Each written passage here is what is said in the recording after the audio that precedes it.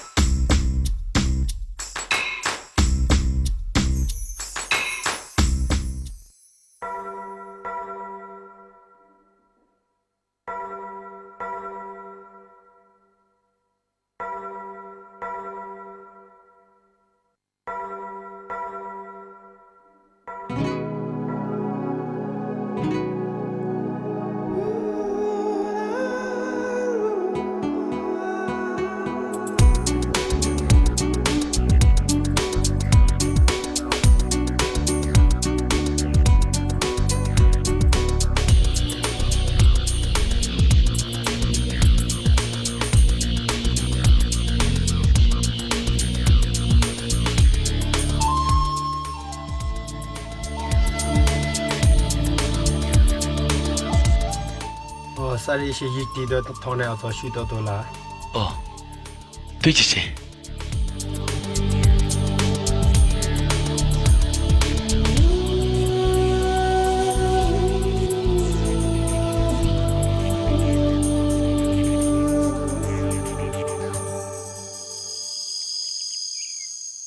이모봐, 낭기 타박 진면은 오랜바디 야이.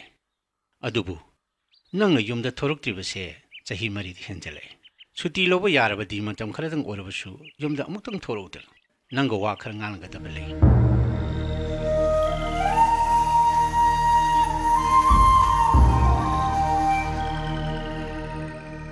ꯉꯥꯡꯒꯗꯧꯔꯤꯕ ꯋꯥꯁꯦ ꯑꯇꯩ ꯃꯔꯝꯒꯤ ꯅꯠꯇꯦ ꯅꯪꯒꯤ ꯂꯨꯍꯣꯡ ꯈꯣꯡꯗꯣꯡꯕꯒꯤ ꯃꯇꯥꯡꯗꯅꯤ ꯑꯐꯕ ꯏꯃꯨꯡꯒꯤ ꯅꯤꯡꯉꯣꯜ ꯀꯌꯥ ꯄꯤꯔꯒꯦ ꯍꯥꯏꯕ ꯂꯩꯅꯦ ꯅꯪꯒꯤ ꯃꯣꯠ ꯑꯃ ꯈꯪꯅꯤꯡꯉꯤ ꯅꯪ ꯅꯁꯥ ꯃꯇꯤꯛ ꯆꯥꯔꯦ IAS ꯑꯣꯐꯤꯁꯥꯔ ꯑꯃꯁꯨ ꯑꯣꯏꯔꯦ ꯑꯗꯨꯕꯨ ꯌꯨꯝ ꯄꯥꯟꯕꯒꯤ ꯃꯇꯝꯗꯤ ꯍꯦꯟꯗꯣꯛꯈꯤꯒꯗꯧꯔꯦ ꯃꯨꯟꯅ ꯈꯜꯂꯨ ꯑꯩꯁꯨ ꯑꯩꯒꯤ ꯑꯔꯣꯏꯕ ꯏꯊꯧꯁꯤꯃꯗꯤ ꯄꯥꯡꯊꯣꯛꯅꯤꯡꯂꯤ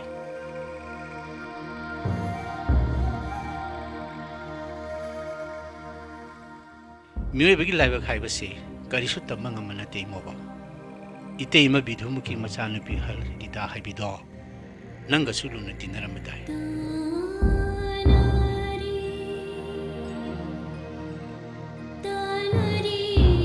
마 호직 피럼 얌 싸드레 아둑상 콘비 누비 마차도 아우직티 할럭비 오이드나 마돔 로나 사마기 미녹 마이사 캉니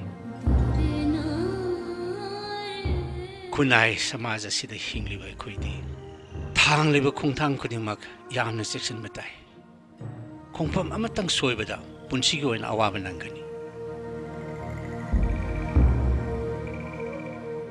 ꯅꯪꯁꯨ ꯄꯨꯟꯁꯤ ꯆꯨꯞꯄ ꯇꯋꯥꯡꯗ ꯑꯗꯨꯝ ꯂꯩꯕ ꯌꯥꯔꯣꯏ ꯑꯍꯣꯡꯕ ꯑꯃ ꯗꯔꯀꯥꯔ ꯑꯣꯏ ꯐꯔꯦ ꯑꯩ ꯊꯣꯏꯗꯣꯛꯄ ꯑꯅꯥ ꯑꯌꯦꯛ ꯌꯥꯎꯗꯦ ꯅꯪꯁꯨ ꯌꯥꯎꯔꯝꯂꯣꯏ ꯍꯥꯏꯅ ꯈꯜꯂꯤ ꯏꯁꯣꯔꯅ ꯊꯧꯖꯥꯟꯕꯤꯕ ꯑꯣꯏꯁꯅꯨ ꯃꯣꯕ ꯅꯍꯥꯛꯀꯤ ꯃꯥꯃ ꯖꯨꯒꯣꯜ ꯁꯤꯡ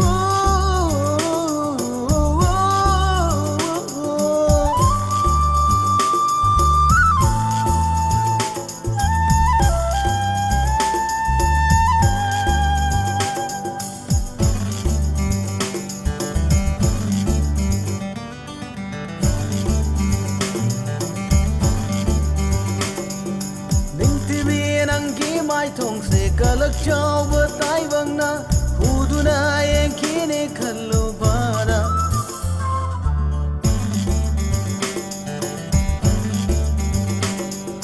Ningthi binangi mai thong se kalak chawba tai bangna huduna yenkine khallo bara Lotuna tham ninglai thanunda Lotuna tham ninglai thanunda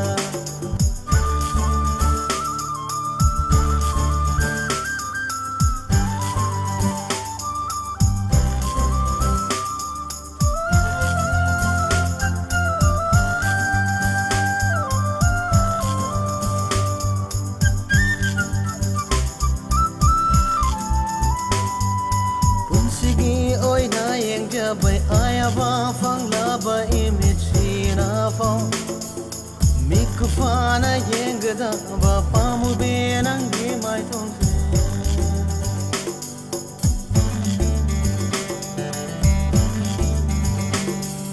punsigi oina yengja bai ayaba fanglaba imitsina fa mikufana yengda ba pamu benangi mai tongse Mi hoksawa midli singi mamita kini kalubada Mi hoksawa midli singi mamita kini kalubada Lutuna tham ninglai thanunda Lutuna tham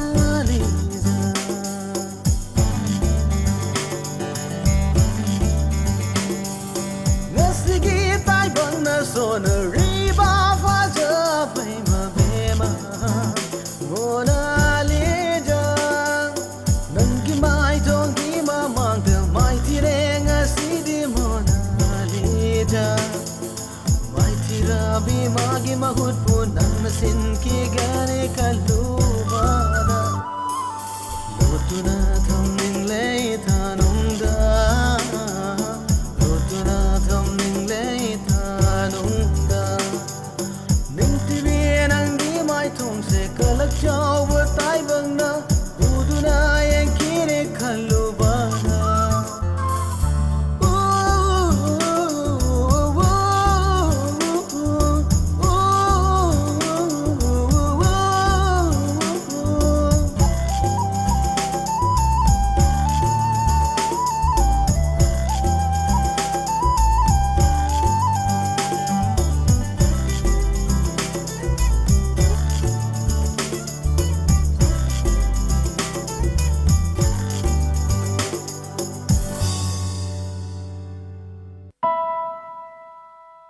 माने असेंबमकी नंसे नबु याम फत्तबा mini ꯍꯣꯏ ꯐꯠꯂꯝꯗꯕꯗꯤ ꯌꯥꯏ ꯑꯗꯨꯕꯨ ꯑꯩꯅ ꯅꯪꯕꯨ ꯎꯅꯗꯕ ꯃꯇꯝꯗ ꯅꯪ ꯀꯃꯥꯏꯅ ꯂꯩꯔꯝꯒꯗꯒꯦ ꯁꯨꯝ ꯈꯟꯗꯅꯇ ꯂꯩ चटली हमी चाय तुम्मी तुमदबा मतमदा नंबु निंगसिंगी ꯑꯩꯗꯤ ꯅꯪꯕꯨ ꯅꯤꯡꯁꯤꯡꯕꯗ ꯅꯠꯇꯦ ꯑꯁꯨꯝ ꯈꯟꯗꯅꯇ ꯂꯩ ꯇꯨꯝꯕ ꯐꯥꯎꯕ ꯅꯤꯡꯊꯤꯅ ꯇꯨꯝꯕ ꯌꯥꯗꯦ ꯁꯛꯇꯨꯅ ꯇꯨꯝꯗꯕ ꯑꯍꯤꯡ ꯐꯥꯎꯕ ꯌꯥꯎꯏ ꯍꯥꯏꯐꯝꯁꯨ ꯈꯪꯗꯦ ꯅꯪꯁꯦ ꯌꯥꯝꯅꯁꯨ ꯅꯨꯡꯁꯤ ꯌꯥꯝꯅꯁꯨ ꯄꯥꯝꯖꯩ ꯅꯪꯒꯤ ꯐꯖꯕꯁꯦ ꯏꯁꯣꯔꯅ ꯑꯩꯕꯨ ꯅꯍꯣꯠꯅꯕ ꯁꯦꯝꯂꯛꯄꯒꯨꯝ ꯇꯧꯏ पुकनिंग नुंगाइना लयो हाउन हाउना साव तुमसित फाना तुमो कुसु कुमेन थोलो करिमते एक चिंगनरुनो ꯅꯪꯅ ꯑꯗꯨꯃꯥꯏꯅ ꯈꯔ ꯍꯥꯏꯔꯒ ꯅꯪꯒ ꯈꯔ ꯎꯅꯔꯒ ꯑꯩꯁꯦ ꯈꯔꯗꯤ ꯐꯩ ꯅꯪ ꯍꯦꯛ ꯎꯅꯗꯕ ꯅꯨꯃꯤꯠꯁꯤꯡ ꯑꯗꯣ ꯅꯨꯃꯤꯗꯥꯡ ꯋꯥꯏꯔꯝꯗꯒꯤ ꯍꯧꯔꯒ ꯅꯪ ꯑꯗꯨꯝ ꯈꯟꯕ ꯍꯧꯔꯦ ꯀꯔꯤꯒꯨꯝꯕ ꯃꯇꯝꯗꯒ ꯑꯩꯅ ꯉꯥꯎꯗꯅ ꯆꯠꯈ꯭ꯔꯗꯤ ꯅꯪꯅꯅꯦ नंसे वही वटानसु खरदी हेला जानी नते वहीना वालबने प्रखामयाने लाइक पाके तौबसे सुयादे अमरमदा नंगनाइसे नुंगायंदे अइना नंगोंदा कैदौरगे अइंगोंदा असुबुर तौदे अदुबु नंगने थाजनबदि ngamde होय अइसे पुचिल पिपा हागेद्रा खमन चाव हागेद्रा अनिदो अमतनी अमतरंगद्रने चुमजु चुमी नंसे नबुकचन याम्पी अदुक थाजगंदबा नंबु कमाइन थाजनदोइनो अइना नुसिमनबदगे पामजमनबदगे ओरमबसे याइदा नंसे नबुक याम फत्ते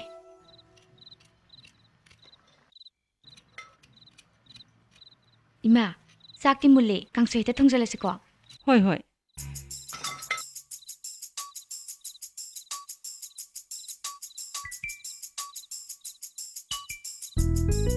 नोइबो आंगांसो अमत्ता नत्रे नयुमना कई पानबा मतम मोइसलए अइना इंजांग नापी खरा टेक टेक योलगा इमुंग असे पुबनदी ओइररो इबेमा नंगबु थाबा अमा तौनबो होटनरसिने होइमा अइसु मदु खल्लिबनी अदुदा हौजिकी मतमदा सरकारगी थबा मा फंगबा हाइबसे अराइबदी नते बेस दंगल लोइसिनबा ngamlabadi खरसु फगदबा अइदी थबक तौखिरोय लाइक तमखिनी मा इनाबुदी करिगी थबक तो हंजरुनेगे लाइक याम तमनखिनी अदुबु कनादनो अखोइना तानरुदोइसिबो कनादनोबा अखोइना वासत वानो मुदोरिसिबो अदुने इना खलिसिसु इमा मनिंगोंगी इनामा बिनादो अदुदम तंग तानासिरा अइदिने अदुइ नुपिदो याम हाइनदे को सिसे याम हाइसिंबा माली हाय तुम लेयो हे नथाके हंदा अदुम हाइना हाइबा होनदे मीदुना तागरगा करी खन्निया तौबबुदी इनामा बिनासे अराइबा नुपिदी नते अदुबु ngamdabra हाइसु मान होना बिदुना मी यामना थबक तौनखरे माना खंगनदबा मिनिस्टर ऑफिसर लेते हाइबे होय होय अखोइसु अमुक्तंग लाइबक येंबा इदुने तंजा चाबमदा इमा मागा अमुक्तंग उनगे इमाय बेमा हेक्टर लिंसिन बिउ याये याये अस करिन सेवा तौनी तौरिसिदिया करिगी सेवानोदा ऐसे इबेमगो वामता ताननिंगदना लाइमनिदा हेक्टर ताकपियो इमाय बेमा करिन चिंगना बिरुनो सुमदौगनी बेमा इमागी मुंगसे निपा यावदना पानबे युम्बा लोइन तौदना याम वारे ꯑꯩꯅ ꯇꯥꯜꯂꯤꯕ ꯁꯦꯟ ꯈꯔꯁꯤꯅꯗꯤ ꯅꯆꯟꯅꯨꯄꯤ ꯑꯅꯤꯒꯤ ꯃꯍꯩ ꯇꯝꯕꯒꯤ ꯈ꯭ꯔꯣꯁꯇꯤ ꯂꯥꯏꯔꯗꯅ ꯏꯃꯨꯡ ꯃꯅꯨꯡꯒꯤ ꯑꯋꯥꯠꯄ ꯐꯥꯎ ꯃꯦꯟꯕ ꯀꯣꯟꯅꯗꯦꯗꯣ ꯆꯨꯝꯃꯤ ꯏꯃꯥꯏꯕꯦꯝꯃ ꯍꯧꯖꯤꯛꯀꯤ ꯃꯇꯝꯗ ꯏꯃꯥꯏꯕꯦꯝꯃ ꯈꯣꯏꯅ ꯍꯣꯠꯅꯕꯤꯔꯤꯁꯦ ꯑꯩꯈꯣꯏꯗꯤ ꯊꯥꯒꯠꯅꯔꯤꯕꯅꯦ ꯑꯗꯨꯕꯨꯅꯦ ꯏꯕꯦꯝꯃ ꯍꯧꯖꯤꯛꯇꯤ ꯑꯩꯒꯤ ꯏꯇꯦꯡ ꯄꯥꯡꯕꯤꯅꯕ ꯌꯥꯎꯗ꯭ꯔꯒꯗꯤ ꯑꯩꯗꯤ ꯉꯝꯃꯔꯣꯏ ꯑꯩꯗꯤ ꯏꯁꯥꯁꯨ ꯀꯌꯥ ꯐꯠꯇꯦ ꯅꯆꯟꯅꯨꯄꯤ ꯑꯍꯟ ꯔꯤꯇꯥꯁꯦ ꯊꯕꯛ ꯑꯃꯇꯪ ꯇꯧꯅꯅꯕ ꯑꯃꯨꯛꯇ ꯁꯤꯟꯁꯤꯅꯦ ꯍꯣꯏꯗ ꯍꯣꯏꯗ ꯏꯆꯟꯒꯤꯕꯨ ꯀꯔꯤ ꯊꯤꯗꯅꯤ ꯑꯗꯨꯕꯨꯅꯦ ꯏꯕꯦꯝꯃ ꯏꯕꯦꯝꯃ ꯈꯣꯏꯅ ꯍꯦꯟꯅ ꯈꯪꯕꯤꯔꯤꯗꯨꯅꯤ ꯑꯩꯗꯤ ꯄꯩꯁꯥ ꯅꯨꯡꯁꯥꯒꯁꯨ ꯌꯥꯝ ꯄꯥꯏꯖꯕ ꯅꯠꯆꯗꯦ ꯑꯩꯅ ꯑꯉꯝꯕ ꯈꯔꯗꯪ ꯁꯤꯟꯖꯔꯛꯄꯗ ꯏꯕꯦꯝꯃ ꯈꯣꯏꯅ ꯌꯥꯅꯕ ꯈꯔ ꯁꯤꯟꯕꯤꯌꯨꯀꯣ ꯍꯣꯏꯗ ꯍꯣꯏꯗ ꯏꯃꯥꯏꯕꯦꯝꯃ ꯄꯩꯁꯥ ꯅꯨꯡꯁꯥꯒꯤ ꯋꯥꯔꯤꯗꯤ ꯍꯌꯦꯡ ꯀꯣꯟꯅ ꯈꯟꯅꯔꯁꯨ ꯌꯥꯏ ꯍꯌꯦꯡ ꯊꯕꯛ ꯑꯣꯏꯔꯅꯤ ꯍꯥꯏ ꯀꯥꯟꯗꯅꯦ ꯄꯤꯐꯝ ꯊꯣꯛꯄ ꯈꯔꯗꯣ ꯍꯦꯛ ꯄꯤꯔꯒ ꯂꯣꯏꯔꯦ ꯂꯨꯔꯤꯗꯤ ꯊꯕꯛꯇꯣ ꯊꯤꯗꯧ ꯁꯤꯅꯤꯅꯦ ꯈꯪꯗꯦꯗ ꯏꯕꯦꯝꯃ ꯑꯩꯒꯤꯗꯤꯅꯦ ꯏꯕꯦꯝꯃꯗ ꯂꯣꯏꯅ ꯁꯤꯟꯅꯖꯔꯕꯅꯤꯀꯣ ꯊꯕꯛꯀꯤ ꯋꯥꯗꯤ ꯂꯥꯏꯕꯨ ꯂꯥꯏꯔꯦ ꯏꯃꯥꯏꯕꯦꯝꯃ ꯔꯤꯇꯥꯗꯨꯕꯨ ꯃꯌꯨꯝ ꯃꯀꯩ ꯄꯥꯅꯕ ꯍꯣꯠꯅꯕꯤꯔꯣꯗ ꯃꯁꯛ ꯃꯇꯧ ꯐꯤꯕꯝ ꯃꯨꯔꯇꯤ ꯀꯔꯤꯁꯨ ꯋꯥꯠꯄ ꯅꯠꯇꯦ ꯃꯍꯩ ꯍꯥꯏꯔ ꯈꯔꯁꯨ ꯍꯩꯖꯩ ꯃꯇꯤꯛ ꯆꯥꯕ ꯏꯅꯥ ꯀꯩꯔꯥ ꯈꯨꯟꯕ ꯅꯨꯄꯥ ꯌꯥꯝ ꯂꯩꯌꯦ ꯏꯃꯥꯏꯕꯦꯝꯃ ꯈꯪꯗꯦꯗ ꯏꯕꯦꯝꯃ ꯑꯩꯒꯤ ꯏꯆꯥꯅꯨꯄꯤꯁꯤꯅꯅꯦ ꯃꯌꯨꯝ ꯃꯀꯩ ꯄꯥꯟꯕꯒꯤ ꯋꯥꯍꯦ ꯍꯥꯏꯔꯨꯔꯒꯅꯦ ꯄꯪꯁꯥꯎꯗ ꯁꯥꯎꯕ ꯃꯥꯒꯤ ꯃꯇꯧꯁꯤꯗ ꯑꯩꯗꯤꯅꯦ ꯋꯥꯗꯣ ꯍꯧꯗꯣꯛꯄ ꯀꯤꯕꯨ ꯀꯤꯔꯕꯅꯤ ꯏꯀꯥꯏꯖꯗꯅ ꯇꯧꯔꯤꯅꯦꯃꯤ ꯏꯃꯥꯏꯕꯦꯝꯃ ꯅꯣꯡꯃ ꯇꯟꯖꯥ ꯆꯥꯕ ꯑꯃꯗ ꯑꯩꯒꯤꯗ ꯊꯥꯕꯤꯔꯛꯑꯣ ꯑꯩ ꯋꯥꯔꯤ ꯇꯧꯖꯒꯦꯕ ꯍꯣꯏ ꯍꯣꯏ ꯏꯕꯦꯝꯃ ꯃꯥꯒꯤ ꯍꯟꯅ ꯌꯦꯡꯕꯗ ꯀꯅꯥꯗꯤ ꯂꯩꯔꯤ ꯏꯕꯦꯝꯃ ꯍꯣꯏꯅ ꯌꯦꯡꯁꯤꯟꯕꯤꯗꯅ ꯀꯅꯥꯅꯗꯤ ꯌꯦꯡꯁꯤꯟꯕꯤꯅꯤ ꯏꯃꯥꯏꯕꯦꯝꯃ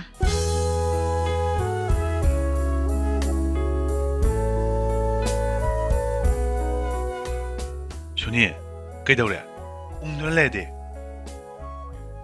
ꯁꯅꯥꯖꯧꯕ 이반이기 눅시나보세 파기파기되기 숨해지는 기도해 하우직대 거이 아리에빠마 강나오브나 숨어있더라 ꯀꯩꯅꯣ ꯅꯪ ꯉꯥꯡꯉꯤꯗꯨꯕꯨ ꯁꯣꯅꯤ ꯐꯥꯒꯤ ꯐꯥꯒꯤꯗꯒꯤ ꯍꯥꯏꯖꯕ ꯀꯩꯅꯣ ꯅꯍꯥꯟꯈꯩꯁꯤ ꯅꯪꯒꯤ ꯑꯔꯦꯞꯄ ꯑꯝꯇ ꯂꯩꯇ꯭ꯔꯤꯕꯣ 아리에빠 파나 레이도나수 진반 톡나 하이브딩 음디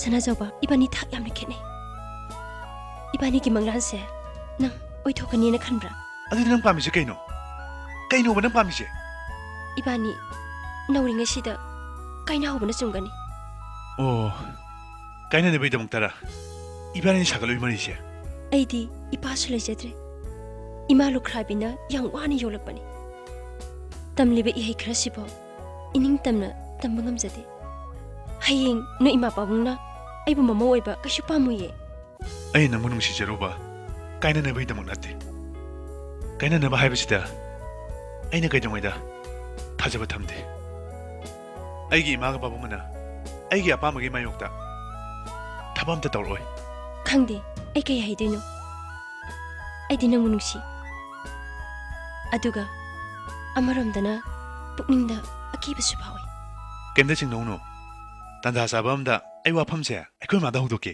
ꯑꯁ ꯅꯪ ꯊꯕꯛꯀꯤ ꯋꯥꯗꯥꯏ ꯐꯔꯦꯅꯦ ꯀꯣꯟ ꯍꯦꯛ ꯂꯣꯏꯕꯒꯅꯦ ꯊꯕꯛ ꯇꯧ ꯇꯥꯔꯦꯗꯅ ꯍꯦꯛꯇ ꯇꯧꯕꯗꯣ ꯌꯥꯔꯣꯏꯀꯣ ꯑꯩꯁꯨ ꯇꯥꯟꯅꯔꯤꯕꯅꯤ ꯍꯧꯖꯤꯛ ꯊꯕꯛ ꯇꯧꯗꯕ ꯊꯕꯛ ꯇꯧꯒꯦ ꯍꯥꯏꯕ ꯃꯤ ꯂꯥꯛꯅꯤ ꯅꯪꯁꯦ ꯊꯕꯛꯀꯤ ꯋꯥ ꯌꯥꯝ ꯉꯥꯡꯉꯦ ꯅꯍꯥꯟꯃꯨꯛꯁꯨ ꯀꯔꯤꯒꯨꯝꯕ ꯑꯩꯅ ꯀꯣꯔꯁ ꯍꯦꯛ ꯂꯣꯏꯕꯒ ꯊꯕꯛ ꯐꯪꯗ꯭ꯔꯗꯤ ꯀꯃꯥꯏ ꯇꯧꯕ ꯇꯣꯛꯅꯕ ꯇꯥꯔꯤꯕ꯭ꯔꯕ ꯑꯁ ꯑꯗꯨꯏ ꯋꯥ ꯅꯠꯇꯤꯌꯦ ꯃꯤ ꯑꯣꯏꯅ ꯄꯣꯛꯂꯕꯗꯤ ꯍꯤꯡꯅꯅꯕ ꯊꯕꯛ ꯑꯃꯗꯤ ꯇꯧꯕ ꯇꯥꯕꯅꯤ ꯀꯩꯅꯣ ꯃꯗꯣ ꯑꯩꯁꯨ ꯈꯪꯉꯤ ꯅꯪꯅ ꯍꯥꯏꯕ ꯍꯥꯏꯗꯕ ꯑꯩꯁꯨ ꯊꯕꯛ ꯑꯃ ꯇꯧꯕ ꯄꯥꯝꯃꯤ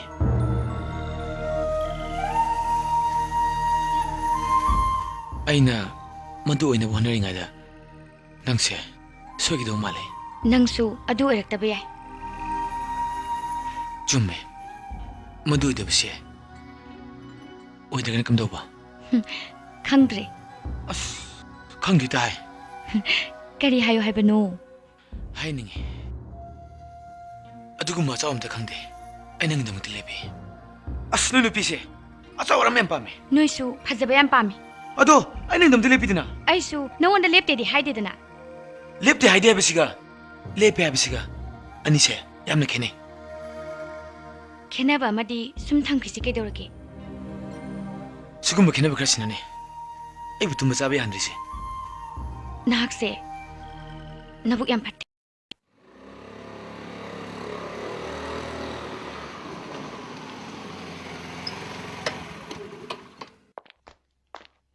ꯀꯩꯗꯧꯔꯦ ꯃꯣꯕ ꯑꯁꯥꯝ ꯊꯦꯡꯉꯛꯑꯗꯤ ꯃꯥꯃꯥ ꯉꯁꯤ ꯀꯣꯂꯦꯖ ꯑꯦꯛꯁꯇ꯭ꯔꯥ ꯀ꯭ꯂꯥꯁ ꯇꯧꯕꯗꯒꯤ ꯈꯔ ꯊꯦꯡꯗꯣꯛꯈ꯭ꯔꯦ ꯌꯦꯡꯉꯣ ꯏꯃꯥꯛꯁꯥ ꯃꯥꯃ ꯉꯁꯤ ꯋꯥ ꯑꯃ ꯍꯥꯏꯒꯦ ꯃꯨꯟꯅ ꯇꯥꯎꯀꯣ ꯏꯆꯦꯗꯨꯒ ꯏꯕꯥꯏꯗꯨꯒꯅ 이코치 빠이드나 낭세 이고는 시내람이바 한내 잉바다 낭기수 아이나타나 까나암테 레이트레 아이기수 낭나타나 까나암테 레이트 아이 강제이 마마 그기는 마음나 ngasi kasu tawdeda hojik nangbo afaba mi am onu semba haibase aigi tawdba yadrabai thawrani mama ge pamado ai 소든 동안 원하자가네 아이기 저 빠머니 낭기 수뚱기 야이ፈ나바니 아이 이럴리 톰 어디 암나 학나 레이바 미삭 순나티 낭기 나히나 싱탐바다 가리구마 마탐다 나닝 통학다바슈 야이 아두부 아이니 핵 넘버 파고디 낭기 담학도 헛나랑거니 아이기 담학 마음은 하나비바 아이는 강지 마마 아이 그도능수 마음이 님 간지러 Pare, nang nasagi Philip ama kangri fawa. Hojikti irang parang lone thadokki gidawni. Handak biye aroiba parika dasu mamangi parika singdagi thakhandana lakpu yade ko madu khangna hona haningi. Ai bab tajare mama. Pare, na pinorol hongdok charuro.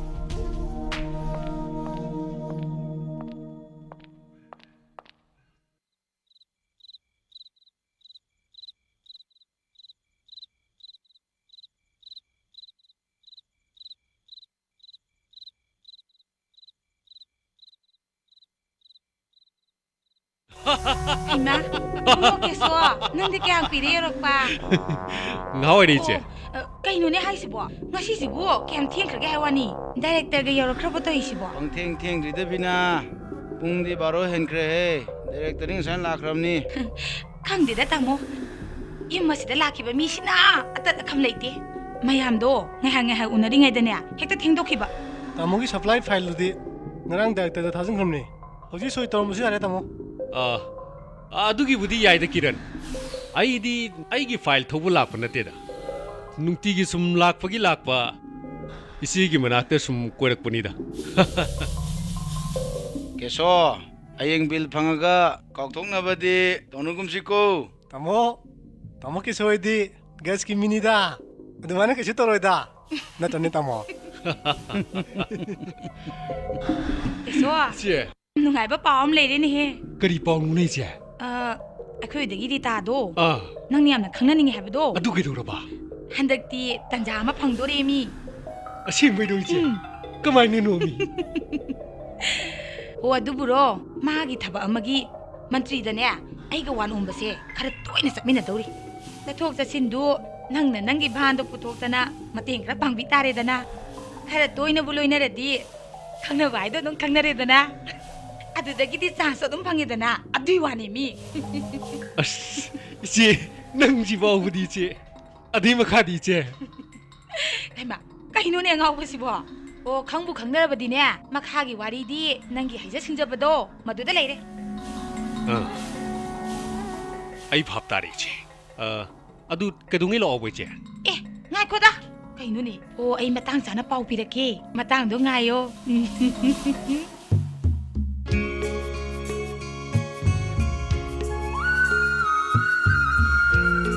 ꯂꯥꯛꯑꯣ ꯆꯪꯁꯤ ꯂꯥꯛꯑꯣ ꯏꯆꯦꯁꯤꯃ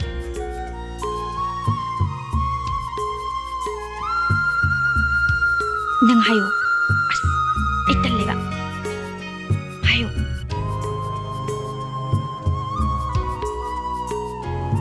ꯀꯔꯤꯅꯣ ꯏꯕꯦꯝꯃ ꯀꯔꯤ ꯂꯩꯒꯦ ꯃꯃꯥ ꯇꯥꯏꯃꯣꯕꯕꯨ ꯂꯩꯕ꯭ꯔꯣ ꯂꯩ ꯑꯩꯃꯣꯕ ꯃꯤ ꯂꯥꯛꯑꯦ ꯑꯃꯨꯛꯇ ꯊꯣꯔꯛꯎꯅꯦ ꯏꯕꯦꯝꯃ ꯃꯥꯃꯗꯤ ꯅꯈꯣꯏꯕꯨ ꯈꯪꯗ꯭ꯔꯦꯅꯦꯍꯦ ꯀꯔꯤ ꯂꯩꯀꯥꯏꯗꯒꯤꯅꯣ ꯀꯅꯥꯏ ꯃꯆꯥꯅꯣ ꯃꯥꯃꯥ ꯑꯩꯈꯣꯏ ꯃꯃꯥꯡ ꯂꯩꯀꯥꯏꯗꯒꯤꯅꯤ ꯃꯤꯗꯨꯃꯨꯈꯤꯒꯤ ꯃꯆꯥꯅꯤ ꯌꯦꯍꯦ ꯅꯈꯣꯏꯗꯤ ꯏꯇꯩꯃ ꯕꯤꯙꯨꯃꯨꯈꯤꯒꯤ ꯃꯆꯥ ꯑꯣꯏꯔꯦ ꯑꯩꯗꯤ ꯀꯗꯥꯏꯗꯒꯤ ꯈꯪꯉꯨꯔꯗꯒꯦ ꯇꯥꯗꯅ ꯂꯩꯈꯤꯗꯕ ꯃꯇꯝꯗꯨꯗꯗꯤ ꯅꯈꯣꯏꯗꯤ ꯁꯨꯛꯇꯃꯛ ꯆꯥꯍꯧꯔꯦ ꯐꯕꯅꯤꯗ ꯇꯥꯗꯗꯣ ꯅꯣꯏ ꯂꯥꯛꯄ ꯀꯔꯤ ꯊꯕꯛꯀꯤꯅꯣ ꯀꯔꯤ ꯍꯥꯏꯅꯤꯡꯕ ꯂꯩꯒꯦ ꯃꯥꯃꯥ ꯇꯥꯏꯃꯣꯕꯒ ꯏꯗꯨꯀꯦꯁꯟ ꯑꯣꯐꯤꯁꯇꯒꯤ ꯐꯣꯝ ꯑꯝꯇ ꯂꯧꯃꯤꯟꯅꯔꯨꯁꯤ ꯍꯥꯏꯒꯦ ꯇꯧꯅꯤ ꯑꯣ ꯍꯥꯏꯅꯣ ꯅꯠꯇꯦ ꯅꯕꯥꯅꯤꯁꯨ ꯀꯅꯥꯅ ꯑꯍꯟꯅꯣ ꯅꯃꯤꯡꯅ ꯀꯔꯤ ꯀꯧꯕ ꯑꯩꯒꯤꯅ ꯁꯨꯅꯤ ꯀꯧꯋꯦ ꯃꯥꯃꯥ ꯑꯩꯅ ꯃꯅꯥꯎ ꯅꯨꯄꯤꯅꯤ ꯑꯗꯨꯒ ꯅꯆꯦꯒꯤꯗꯤ ꯏꯆꯦꯒꯤꯅ ꯔꯤꯇꯥ ꯑꯣ ꯔꯤꯇꯥ ꯅꯪ ꯑꯣꯏꯔꯦ ꯀꯔꯝꯗꯅꯣ ꯏꯊꯥ ꯊꯥꯖꯗꯅ ꯂꯥꯛꯑꯣ ꯃꯨꯡ ꯐꯝꯃꯨꯁꯤ ꯂꯥꯛꯑꯣ ꯆꯪꯉꯨ ꯂꯥꯛꯑꯣ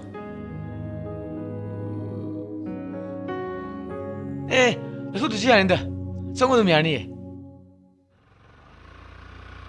ꯑꯩꯒꯤ ꯄꯥꯈꯣꯟ ꯁꯤꯖꯤꯟꯅꯕꯒꯤ ꯁꯥꯎꯔꯝꯗꯧ ꯃꯥꯜꯂꯦ ꯁꯥꯎꯗꯦ ꯍꯔꯥꯎꯏ ꯀꯩꯅꯣ ꯍꯔꯥꯎꯏꯗꯤ ꯅꯪꯒꯤ ꯗꯔꯀꯥꯔ ꯂꯩꯕ ꯃꯇꯝꯗ ꯑꯩꯕꯨ ꯅꯤꯡꯁꯤꯡꯕꯤꯔꯛꯄꯁꯦ ꯑꯩ ꯌꯥꯝ ꯅꯨꯡꯉꯥꯏ ꯅꯪꯅ ꯅꯕꯨꯛ ꯐꯠꯆꯗꯕꯩ ꯋꯥꯅꯤ ꯑꯩꯗꯤ ꯃꯇꯝ ꯈꯨꯗꯤꯡꯃꯛꯇ ꯅꯪꯕꯨ ꯅꯤꯡꯁꯤꯡꯗꯨꯅ ꯂꯩ ꯑꯩ ꯊꯥꯖꯗꯦ ꯊꯥꯖꯔꯝꯃꯣꯏ ꯈꯪꯉꯤ ꯄꯨꯛꯆꯦꯜꯁꯦ ꯈꯔ ꯆꯥꯎꯊꯣꯛꯅꯕꯁꯨ ꯐꯩ ꯊꯥꯖꯗꯕꯩ ꯃꯔꯝ ꯍꯥꯏꯌꯨ ꯅꯪꯒꯤ ꯆꯤꯝꯕꯥꯟ ꯊꯣꯛꯂꯛꯄ ꯑꯩꯕꯨ ꯅꯨꯡꯁꯤꯕ ꯋꯥꯍꯩꯗꯣ ꯅꯪꯒꯤꯅ ꯄꯨꯛꯅꯤꯡ ꯀꯥꯆꯤꯟꯗ ꯌꯧꯗꯕ ꯃꯥꯜꯂꯦ ꯍꯦ ꯑꯁ ꯀꯩꯅꯣ ꯃꯐꯝ ꯃꯥꯡꯈꯟꯗ ꯕ꯭ꯔꯦꯛ ꯐꯥꯏꯗꯨꯕꯣ ꯒꯥꯔꯤꯁꯤ ꯇꯨꯔꯣꯏꯗ꯭ꯔꯣ ꯑꯩꯉꯣꯟꯗ ꯈꯣꯏꯔꯥꯡ ꯈꯣꯏꯁꯥꯎ ꯅꯥꯜꯂꯛꯀꯅꯨ ꯑꯗꯨꯗꯤ ꯊꯃꯣꯏ ꯁꯦꯡꯅ ꯑꯩꯕꯨ ꯅꯨꯡꯁꯤ ꯑꯝꯇ ꯍꯥꯏꯔꯛꯎꯅꯦ ꯂꯝꯕꯤꯁꯤꯗ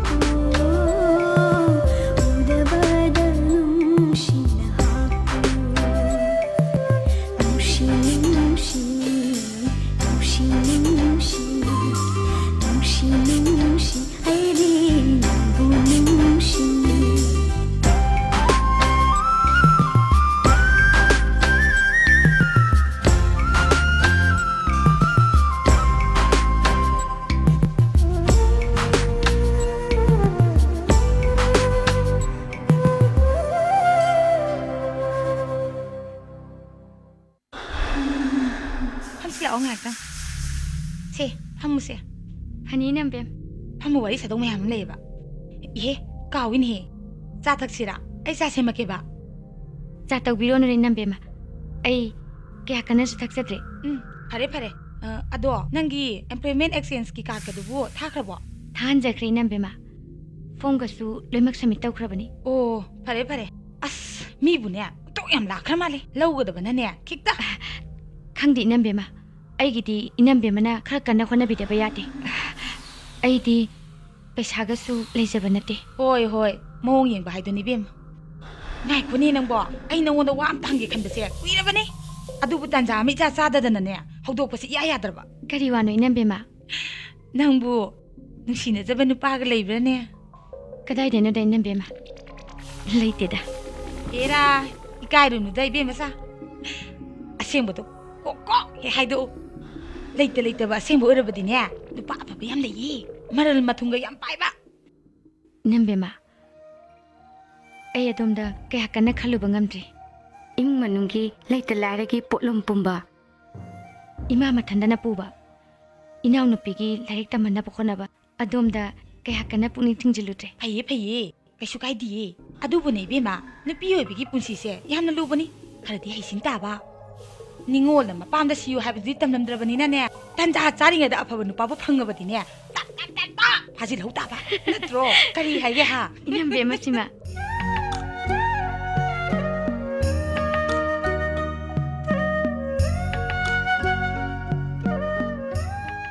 ꯁꯦ ꯏꯕꯨꯡꯉꯣ ꯅꯪꯒꯤ ꯁꯪꯒꯣꯝ 이마 ꯑꯩ ꯁꯪꯒꯣꯝ ꯊꯛꯅꯤꯡꯗꯦ ꯑꯩ ꯉꯁꯤꯗꯤ ꯊꯛꯑꯔꯣꯏ ꯀꯗꯥꯏꯗꯒꯤ ꯊꯛꯅꯤꯡꯒꯅꯤ ꯅꯨꯡꯗꯥꯡꯅ ꯊꯦꯡꯅ ꯍꯟꯖꯤꯜꯂꯛꯏꯕ ꯄꯨꯟꯁꯤꯗꯣ ꯀꯣꯏ ꯂꯪꯗꯅ ꯆꯥꯛ ꯆꯥꯅꯗꯅ ꯑꯗꯨꯝ ꯂꯩꯕ ꯌꯥꯔꯗ꯭ꯔꯣ ꯍꯌꯦꯡ ꯄꯔꯤꯈꯥ ꯍꯥꯏꯗꯣꯛꯄ ꯃꯇꯝꯗꯗꯤ ꯅꯃꯥꯟꯅꯕ ꯃꯌꯥꯝꯒꯤ ꯃꯃꯥꯡꯗ ꯅꯃꯥꯏꯗꯣ ꯊꯥꯡꯒꯠꯄ ꯉꯝꯃꯣꯏꯅꯦ ꯑꯁ ꯇꯝꯄꯥ ꯈꯗꯥꯡꯗꯣ ꯑꯣꯟꯊꯣꯛꯅ ꯍꯦꯟꯅ ꯁꯤꯖꯤꯟꯅꯃꯟꯈ꯭ꯔꯦꯗ ꯈꯪꯗꯦ ꯈꯨꯃꯥꯁꯤꯃ ꯄꯥꯡꯅ ꯉꯥꯡꯉꯦ ꯉꯥꯎꯕ꯭ꯔꯥ ꯀꯩꯅꯣ ꯀꯣ ꯈꯪꯗꯦ ꯉꯥꯎꯔꯦ ꯅꯪꯒꯤ ꯈꯟꯕꯗꯅꯦ ꯑꯩꯁꯦ ꯑꯉꯥꯎꯕꯤ ꯑꯣꯜꯂꯦ ꯁꯪꯒꯣꯝ ꯊꯛꯅꯤꯡꯗꯦꯗꯥ ꯁꯦ ꯀꯣꯝꯂꯥꯁꯦ ꯆꯥꯎ ꯁꯅꯥꯖꯥꯎꯕ ꯏꯄꯥ ꯋꯥ ꯍꯥꯏꯒꯦ ꯉꯁꯤ ꯐꯥꯎꯕꯗ ꯅꯪꯅ ꯍꯥꯏꯕ ꯈꯨꯗꯤꯡꯃꯛ ꯑꯩꯈꯣꯏꯅ ꯏꯟꯗꯨꯅ ꯂꯥꯛꯏ ꯃꯔꯝꯗꯤ ꯅꯪꯁꯤ ꯇꯥꯏꯕꯪꯄꯥꯟꯁꯤꯗ ꯑꯩꯈꯣꯏꯅ ꯈ꯭ꯋꯥꯏꯗꯒꯤ ꯅꯨꯡꯁꯤꯖꯕ ꯃꯤꯁꯛꯅꯤ ꯅꯪꯁꯨ ꯑꯩꯈꯣꯏꯕꯨ ꯅꯨꯡꯁꯤꯔꯝꯒꯅꯤꯗ ꯅꯨꯡꯁꯤꯗ꯭ꯔꯅꯦ ꯅꯨꯡꯁꯤꯌꯦ ꯄꯥꯕꯨꯡ ꯑꯩꯁꯨ ꯏꯃꯥ ꯄꯥꯕꯨꯡꯕꯨ ꯄꯨꯝꯅꯃꯛꯇꯤ ꯍꯦꯟꯅ ꯅꯨꯡꯁꯤꯖꯩ ꯇꯣ ꯑꯗꯨꯅꯤ ꯑꯗꯨꯗꯤ ꯅꯨꯡꯁꯤꯅꯕ ꯃꯁꯦꯟ ꯍꯥꯏꯅꯕ ꯏꯟꯅꯕ ꯇꯥꯕ ꯅꯠꯇ꯭ꯔꯥ ꯄꯥꯕꯨꯡꯒ ꯏꯃꯥꯒꯅ ꯍꯥꯏꯕ ꯋꯥ ꯈꯨꯗꯤꯡꯃꯛ ꯑꯩ ꯁꯣꯏꯗꯅ ꯏꯟꯖꯒꯅꯤ ꯑꯗꯨꯒ ꯑꯩꯅ ꯄꯥꯝꯖꯕ ꯋꯥꯐꯝꯁꯨ ꯄꯥꯕꯨꯡ ꯌꯥꯕꯤ ꯇꯥꯕ ꯌꯥꯅꯤ ꯏꯆꯥꯅ ꯍꯥꯏꯕꯕꯨ ꯑꯩꯈꯣꯏꯅ ꯌꯥꯗꯦꯕ꯭ꯔꯣ ꯐꯥꯔꯁ ꯑꯣꯐ ꯑꯣꯜ ꯑꯩꯅ ꯄꯥꯝꯖꯕꯗꯤ ꯍꯧꯖꯤꯛ ꯅꯪꯅ ꯇꯝꯃꯤꯕ ꯅꯍꯩ-ꯅꯁꯤꯡ ꯑꯁꯤꯗ ꯃꯤꯀꯣꯛ ꯊꯣꯡꯅ ꯃꯪꯒꯣꯜ ꯑꯣꯏꯅꯕ ꯍꯣꯠꯅꯕ ꯃꯁꯤꯅꯤ ꯍꯟꯗꯛꯀꯤ BA ꯐꯥꯏꯅꯦꯜ ꯑꯦꯛꯖꯥꯃꯤꯅꯦꯁꯟꯁꯤꯗ ꯅꯪꯅ ꯃꯀꯣꯛ ꯊꯣꯡꯅ ꯂꯥꯛꯑꯕ ꯑꯥꯏ ꯄ꯭ꯔꯣꯃꯤꯁ ꯅꯪꯅ ꯍꯥꯏꯕ ꯃꯈꯩ ꯏꯄꯥ ꯌꯥꯔꯦ ꯑꯩ ꯄꯥꯕꯨꯡꯒꯤ ꯑꯄꯥꯝꯕꯗꯣ ꯁꯣꯏꯗꯅ ꯊꯨꯡꯍꯟꯖꯅꯕ ꯍꯣꯠꯅꯖꯒꯦ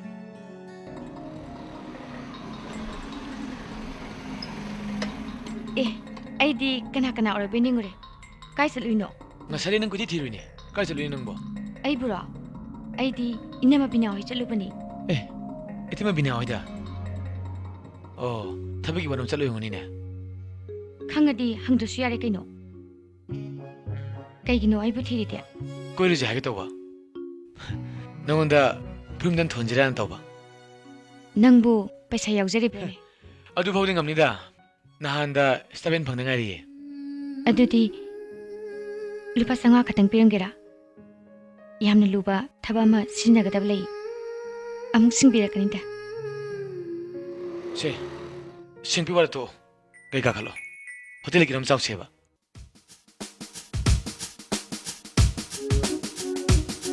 ꯀꯩ ꯆꯠꯁꯤꯒꯦ ꯑꯃꯍꯦꯛꯇ ꯌꯥꯏꯗ 이붕어! 치킨 좀 있네 보러. ꯑꯃꯇꯪ ꯆꯥꯁꯤꯗ. 아무튼 보러 야네. ꯑꯩꯈꯣꯏꯅꯤ ꯎꯅꯕꯁꯦ ꯑꯩꯅ ꯍꯦꯛ ꯍꯥꯏꯗ꯭ꯔꯤꯒꯦ ꯅꯪ ꯅꯣꯡꯇ ꯎꯅꯁꯦ ꯍꯥꯏꯔꯛꯇꯦ ꯀꯔꯤꯒꯤꯅꯣ? ꯍꯩꯃꯥ ꯅꯨꯄꯤꯅ ꯅꯨꯄꯥꯗ ꯁꯨꯝ ꯍꯥꯏꯒꯗ꯭ꯔꯣ? ꯑꯁ ꯑꯗꯨꯗꯤ ꯑꯍꯧꯕꯤ ꯋꯥꯅꯦ. ꯑꯩꯈꯣꯏꯅꯤ ꯀꯌꯥꯔꯛ ꯎꯅꯔꯦ. ꯀꯔꯤ ꯀꯣꯏꯅꯕ ꯂꯩꯔꯤꯒꯦ? ꯎꯅꯕꯒꯤ ꯃꯔꯝ ꯂꯩꯇ ꯇꯧꯕꯅꯤ. ꯃꯔꯝ ꯂꯩꯔꯗꯤ ꯑꯩꯅ ꯄꯥꯎ ꯆꯠꯂꯛꯀꯅꯤꯗ. ꯑꯗꯨ ꯑꯩꯗꯤ ꯃꯔꯝ ꯂꯩꯕ ꯂꯩꯇꯕ ꯅꯪꯁꯦ ꯎꯗꯅꯇ ꯂꯩꯅꯤꯡꯉꯤ. ꯑꯗꯨꯕꯒꯤ ꯏꯐꯝꯗꯗꯤ ꯅꯪꯒꯤ ꯐꯖꯕ ꯁꯛꯀꯤ ꯏꯈꯧ ꯂꯥꯡꯕ ꯅꯪꯒꯤ ꯋꯥꯍꯩ ꯇꯥꯅꯤꯡꯕ ꯉꯥꯏ ꯉꯝꯗꯕꯅ ꯄꯤꯛ ꯊꯜꯂꯦ. ꯍꯥꯏꯕꯁꯤꯡꯁꯦ ꯅꯪꯒꯤ ꯃꯐꯝꯗꯗꯤ ꯑꯝꯇ ꯄꯣꯛꯇꯦ ꯍꯥꯏꯕꯁꯦ. ꯑꯗꯨꯅꯅꯦ ꯅꯪꯅ ꯎꯅꯅꯤꯡꯗ꯭ꯔꯤꯕ. ꯑꯗꯣ ꯑꯩꯁꯨ ꯅꯪꯕꯨ ꯅꯨꯡꯁꯤꯗꯨꯅ ꯅꯪꯅ ꯆꯠꯂꯨꯁꯦ ꯍꯥꯏꯕꯗ ꯌꯥꯗꯨꯅ ꯂꯥꯛꯏꯁꯤꯗꯤ ꯅꯪꯁꯦ ꯄꯨꯛꯆꯦꯜ ꯈꯔꯗꯤ ꯄꯤꯛꯄꯖꯥꯠꯅꯤ ꯑꯁꯨꯌꯥꯝ ꯊꯥꯖꯒꯟꯗꯕ ꯃꯤꯕꯨ ꯀꯃꯥꯏꯅ ꯊꯥꯖꯍꯟꯗꯣꯏꯅꯣ ꯊꯥꯖꯟꯕ ꯊꯥꯖꯟꯗꯕ ꯋꯥꯗꯣ ꯇꯣꯛꯑꯁꯤ ꯑꯗꯨꯃꯥꯏꯅ ꯇꯧꯔꯗꯤ ꯑꯩ ꯇꯜꯂꯛꯑꯦ ꯑꯗꯨ ꯑꯣꯏꯔꯗꯤ ꯑꯩꯅ ꯍꯦꯟꯅ ꯇꯜꯂꯦ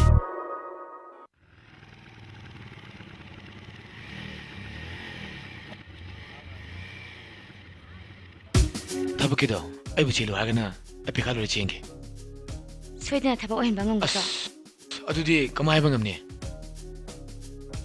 ꯅꯪꯅ ꯄꯥꯈꯟꯗ ꯈꯟꯖꯜꯂꯦ ꯍꯧꯖꯤꯛꯀꯤ ꯃꯇꯝꯗꯕꯨ ꯀꯩꯅꯣ ꯉꯝꯅ ꯉꯝꯅꯕ ꯈꯔ ꯆꯠꯄ ꯇꯥꯕꯅꯤ ꯑꯩꯒꯤ ꯈꯔ ꯑꯣꯏꯖꯒꯗꯕ ꯈꯔ ꯀꯥꯟꯅꯒꯗꯕ ꯃꯐꯝꯗ ꯆꯠꯄ ꯇꯥꯕꯅꯤ ꯁꯥꯖꯧꯕ ꯅꯨꯡꯉꯥꯏꯕ ꯄꯥꯎꯕꯨ ꯀꯌꯥꯝ ꯅꯨꯡꯉꯥꯏꯖꯥꯠꯅꯣ ꯅꯪꯗꯤ ꯈꯪꯗꯦ ꯄꯥꯎꯗꯨꯕꯨ ꯀꯩꯅꯣꯕ ꯑꯩꯗꯤ ꯅꯨꯡꯉꯥꯏꯈꯤꯕꯅꯦ ꯏꯁꯥꯁꯦ ꯉꯥꯎ ꯉꯥꯎꯔꯦ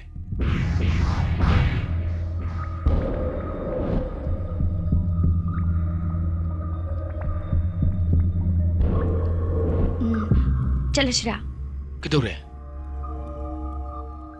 ꯆꯥꯅꯕꯗꯣ ꯇꯧꯈꯤꯗꯨꯗꯤ ꯌꯥꯔꯦ ꯆꯠꯂꯁꯤ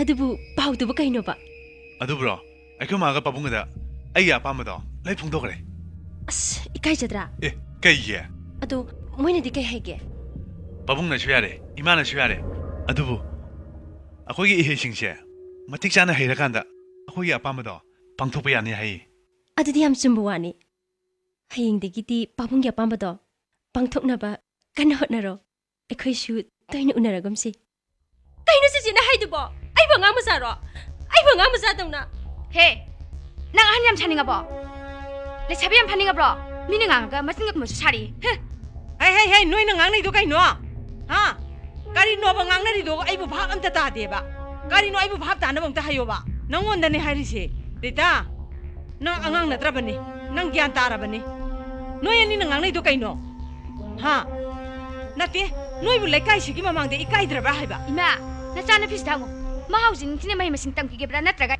ꯏꯔꯥꯡꯗ ꯇꯥꯎꯗꯅꯕ ꯄꯨꯟꯁꯤꯁꯦ ꯂꯦꯜꯂꯒꯦ ꯍꯥꯏꯕ꯭ꯔꯣ ꯀꯩꯅꯣ ꯆꯤꯆꯦꯅ ꯍꯥꯏꯗꯨꯕꯣ ꯍꯥꯏ ꯇꯨꯝ ꯂꯩꯌꯨ ꯀꯩꯅꯣ ꯅꯪ ꯀꯩꯗꯧꯔꯨꯔꯦ ꯅꯆꯦꯅ ꯍꯥꯏꯔꯤꯁꯤ ꯀꯩꯅꯣꯕ ꯅꯠꯇꯦ ꯅꯪꯕꯨ ꯀꯔꯤ ꯇꯧꯔꯨꯔꯒꯦ ꯍꯥꯏꯕꯅꯦ ꯀꯩꯗꯧꯔꯨꯔꯒꯦ ꯅꯪꯕꯣ ꯈꯪꯗꯦ ꯏꯃꯥ ꯏꯆꯦꯅ ꯄꯉꯥꯡꯗ ꯉꯥꯡꯉꯦ ꯑꯩꯕꯨ ꯀꯩꯗꯧꯔꯒꯦ ꯀꯔꯤ ꯏꯔꯥꯡꯅꯣ ꯑꯩꯅ ꯇꯧꯔꯤꯕꯣ ꯇꯧꯔꯤꯔꯣꯏ ꯑꯩꯕꯨ ꯀꯩꯝꯇ ꯈꯪꯗ ꯎꯗꯗꯧꯅ ꯀꯣꯂꯦꯖ ꯀꯥꯕꯅꯦꯅ ꯆꯠꯂꯒ ꯉꯔꯥꯡ ꯔꯦꯁꯇꯨꯔꯦꯟꯗ ꯐꯝꯃꯤꯟꯅꯕ ꯅꯨꯄꯥꯗꯣ ꯀꯅꯥꯅꯣ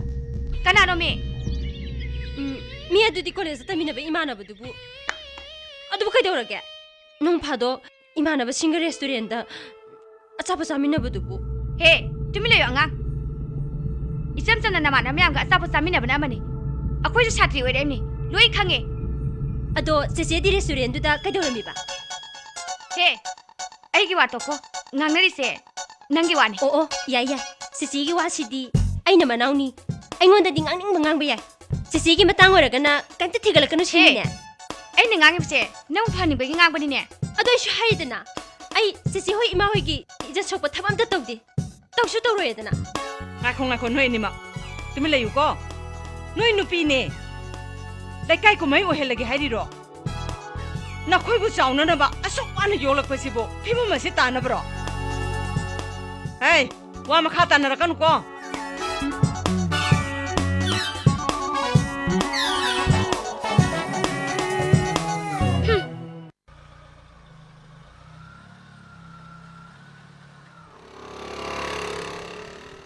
ꯌꯧꯔꯛꯑꯦꯗꯅ ꯏꯕꯨꯡꯉꯣ ꯅꯣꯏ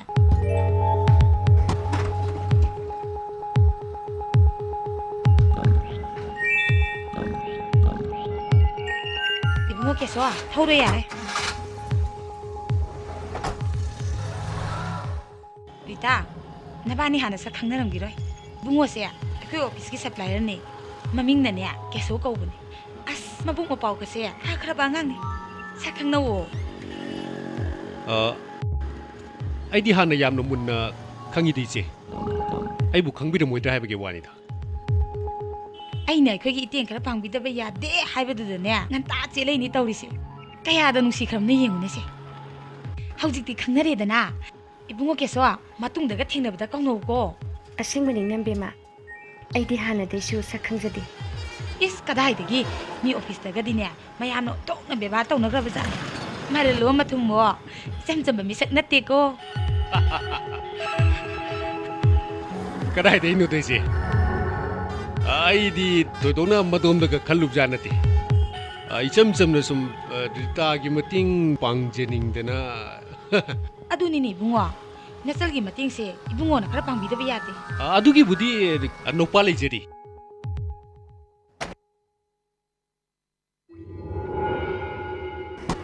ꯏꯆꯦ ꯌꯧꯔꯦ ꯂꯥꯛꯑꯣ ꯀꯨꯝꯊꯔꯣ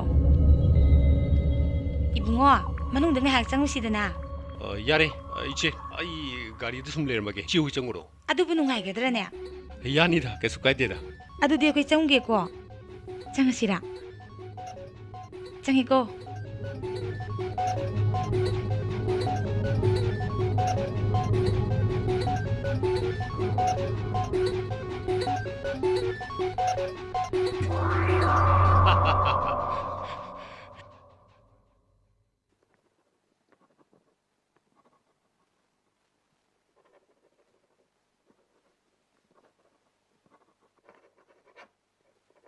ꯁꯤꯇ ꯑꯃ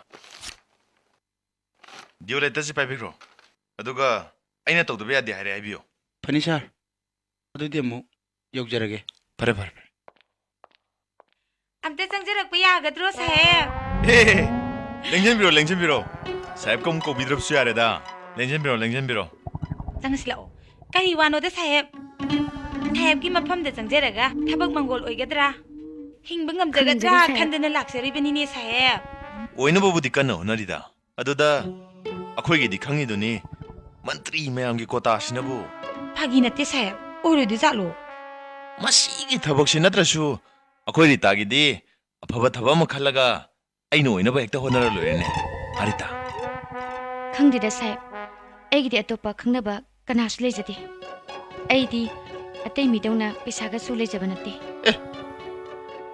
ꯑꯗꯨꯗꯤ ꯀꯗꯥꯏꯗꯩ ꯊꯕꯛ ꯑꯣꯏꯔꯗꯣꯏꯅꯣ ꯅꯪꯅ ꯑꯗꯨꯃꯥꯏꯅ ꯈꯜꯂꯒꯗꯤ ꯍꯌꯦꯡꯒꯩꯗꯤ ꯂꯥꯛꯑꯅꯨ ꯔꯤꯇꯥ ꯀꯩꯗꯧꯕꯩ ꯄꯩꯁꯥꯅꯣ ꯄꯩꯁꯥ ꯆꯥꯒꯦꯅ ꯚꯣꯠ ꯂꯦꯞꯄꯁꯨ ꯅꯠꯇꯦ ꯃꯟꯇ꯭ꯔꯤ ꯑꯣꯏꯕꯁꯨ ꯅꯠꯇꯦ ꯅꯪ ꯁꯤꯁꯨ ꯔꯤꯇꯥ ꯇꯤꯟꯅꯔꯒ ꯑꯗꯨꯗ ꯁꯥꯍꯦꯕ ꯄꯩꯁꯥꯒꯤ ꯋꯥꯁꯤ ꯑꯍꯥꯟꯕꯗꯗꯤ ꯈꯟꯅꯔꯝꯗ꯭ꯔꯕꯁꯨꯅꯦ ꯃꯤꯑꯣꯏꯕ ꯍꯥꯏꯁꯤꯗꯤ ꯀꯣꯟꯅꯗꯤ ꯍꯦꯛꯇ ꯈꯟꯅꯔꯛꯏꯗꯣ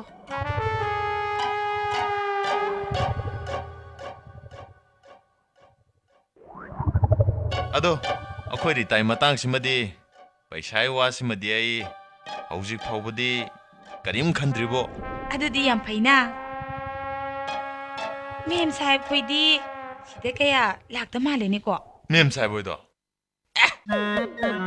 ꯃꯦꯝ ꯁꯥꯍꯦꯕ ꯅꯠꯇꯦꯗ ꯈꯨꯅꯨꯡꯗ ꯈꯨꯅꯨꯡꯅꯤ ꯁ꯭ꯋꯥꯏꯗꯒ ꯆꯟꯅꯕ ꯄꯣꯠ ꯅꯠꯇꯦꯗ ꯃꯥꯅ ꯈꯔ ꯂꯩꯅꯤꯡꯗꯕꯅꯦ ꯑꯩꯅꯈꯔ ꯂꯩꯍꯟꯅꯤꯡꯗꯕꯅꯦ ꯃꯄꯥ ꯍꯥꯏꯗꯨꯅꯤ ꯉꯥꯛꯇꯒ ꯎꯅꯕ ꯌꯥꯕ ꯅꯠꯇꯦ ꯈꯠꯅꯕꯁꯤꯅ ꯀꯩꯅꯣꯅꯦ ꯁꯥꯍꯦꯕꯅ ꯍꯥꯏꯔꯤꯁꯤꯕꯣ ꯑꯍꯜ ꯂꯃꯟꯅ ꯊꯤꯕꯤꯕ꯭ꯔꯣ ꯍꯥꯏꯔꯤꯁꯤꯕꯣ ꯍꯦꯔꯥ ꯏꯁꯥ ꯅꯨꯡꯁꯤꯅꯔꯒ ꯋꯥꯁꯛꯅꯔꯒ ꯂꯨꯍꯣꯡꯉꯤꯕꯅꯤ ꯀꯩꯅꯣ ꯑꯗꯨꯗꯤ ꯀꯔꯤꯒꯤꯅꯣ ꯁꯥꯍꯦꯕ ꯑꯄꯥꯝ ꯅꯨꯡꯁꯤ ꯀꯥꯏꯁꯤꯔꯤꯇꯥ ꯊꯥꯖꯅꯤꯡꯉꯥꯏ ꯂꯩꯇꯕꯖꯥꯠꯅꯤ ꯏꯕꯦꯝꯃ ꯀꯨꯏꯔꯛꯑꯗꯤ ꯅꯨꯡꯁꯥꯗ ꯐꯤ ꯃꯆꯨ ꯁꯤꯊꯔꯛꯄꯗꯧꯅ ꯁꯤꯊꯔꯛꯄꯖꯥꯠꯅꯤꯗ ꯑꯗꯣ ꯈꯔ ꯀꯨꯏꯅ ꯅꯨꯡꯁꯤꯅꯅꯕ ꯃꯟꯇ꯭ꯔ ꯖꯟꯇ꯭ꯔ ꯂꯩꯋꯥꯒꯗꯨꯕꯨ ꯈꯔ ꯊꯤꯕꯤꯌꯨꯗꯅ ꯋꯦ ꯑꯩ ꯑꯃꯨꯛ ꯅꯨꯡꯁꯤꯅꯅꯤꯡꯗ꯭ꯔꯦ ꯍꯧꯖꯤꯛꯀꯥꯟꯁꯤꯗꯤ ꯃꯥꯅ ꯉꯥꯡꯉꯦ ꯑꯩꯅ ꯁꯥꯎꯅꯤꯡꯉꯤ ꯑꯩꯅ ꯉꯥꯡꯉꯦ ꯃꯥꯅ ꯁꯥꯎꯅꯤꯡꯉꯤ ꯉꯥ ꯊꯣꯡꯉꯦ ꯆꯥꯛ ꯂꯣꯏꯔꯦ ꯆꯥꯔꯁꯦ ꯍꯥꯏꯐꯥꯎ ꯁꯥꯎꯅꯤꯡꯉꯤ ꯁꯥꯍꯦꯕꯁꯦ ꯉꯥꯡꯕꯒꯗꯤ ꯌꯥꯝ ꯅꯨꯡꯉꯥꯏ ꯑꯗꯣ ꯃꯦꯝ ꯁꯥꯍꯦꯕꯅ ꯇꯥꯔꯗꯤ ꯇꯥꯗꯅꯗ ꯂꯩꯔꯝꯅꯤ ꯏꯕꯦꯝꯃ ꯃꯥꯅꯗꯤ ꯑꯩꯁꯦ ꯀꯔꯤ ꯑꯣꯏꯅ ꯎꯔꯝꯅꯣ ꯈꯪꯗꯦ ꯑꯩꯅꯗꯤ ꯃꯥꯁꯦ ꯂꯝꯕꯨꯏ ꯀꯩꯆꯥꯜ ꯑꯣꯏꯅ ꯎꯈꯠꯂꯛꯏ ꯀꯤꯕ ꯑꯃꯕꯨ ꯌꯥꯎꯔꯦꯗ ꯏꯕꯦꯝꯃ ꯅꯍꯥꯟꯋꯥꯏꯗꯤ ꯃꯥ ꯎꯗ꯭ꯔꯒ ꯉꯥꯎꯆꯠꯅꯔꯝꯃꯤꯕꯅꯤꯅꯦ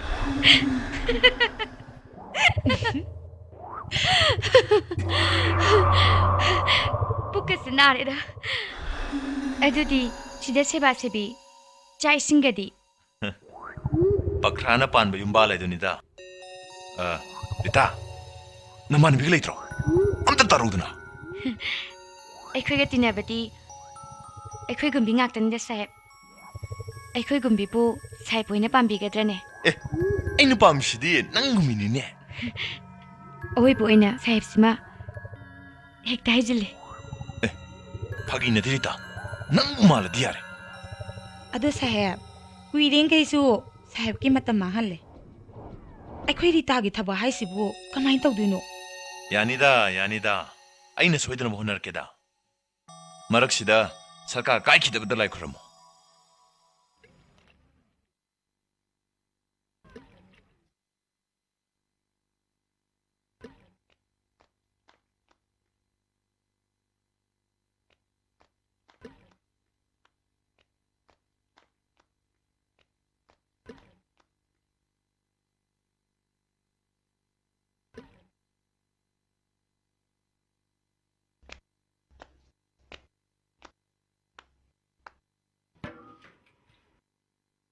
ꯀꯩꯅꯣ ꯑꯩ ꯀꯧꯔꯤꯕꯣ ꯅꯪ ꯃꯤꯅꯤꯁꯇꯔ ꯀ꯭ꯋꯥꯇꯔ ꯆꯠꯂꯨꯕ꯭ꯔꯥ ꯆꯠꯂꯨꯏ ꯀꯅꯥꯅ ꯍꯥꯏꯔꯛꯀꯦ ꯃꯤꯅ ꯁꯨꯝ ꯇꯝꯄꯅꯦ ꯍꯪꯕ ꯌꯥꯗ꯭ꯔꯕꯣ ꯑꯩꯒꯤ ꯊꯕꯛꯀꯤ ꯆꯠꯄꯅꯤ ꯑꯩꯗꯤ ꯆꯠꯍꯟꯅꯤꯡꯗꯦ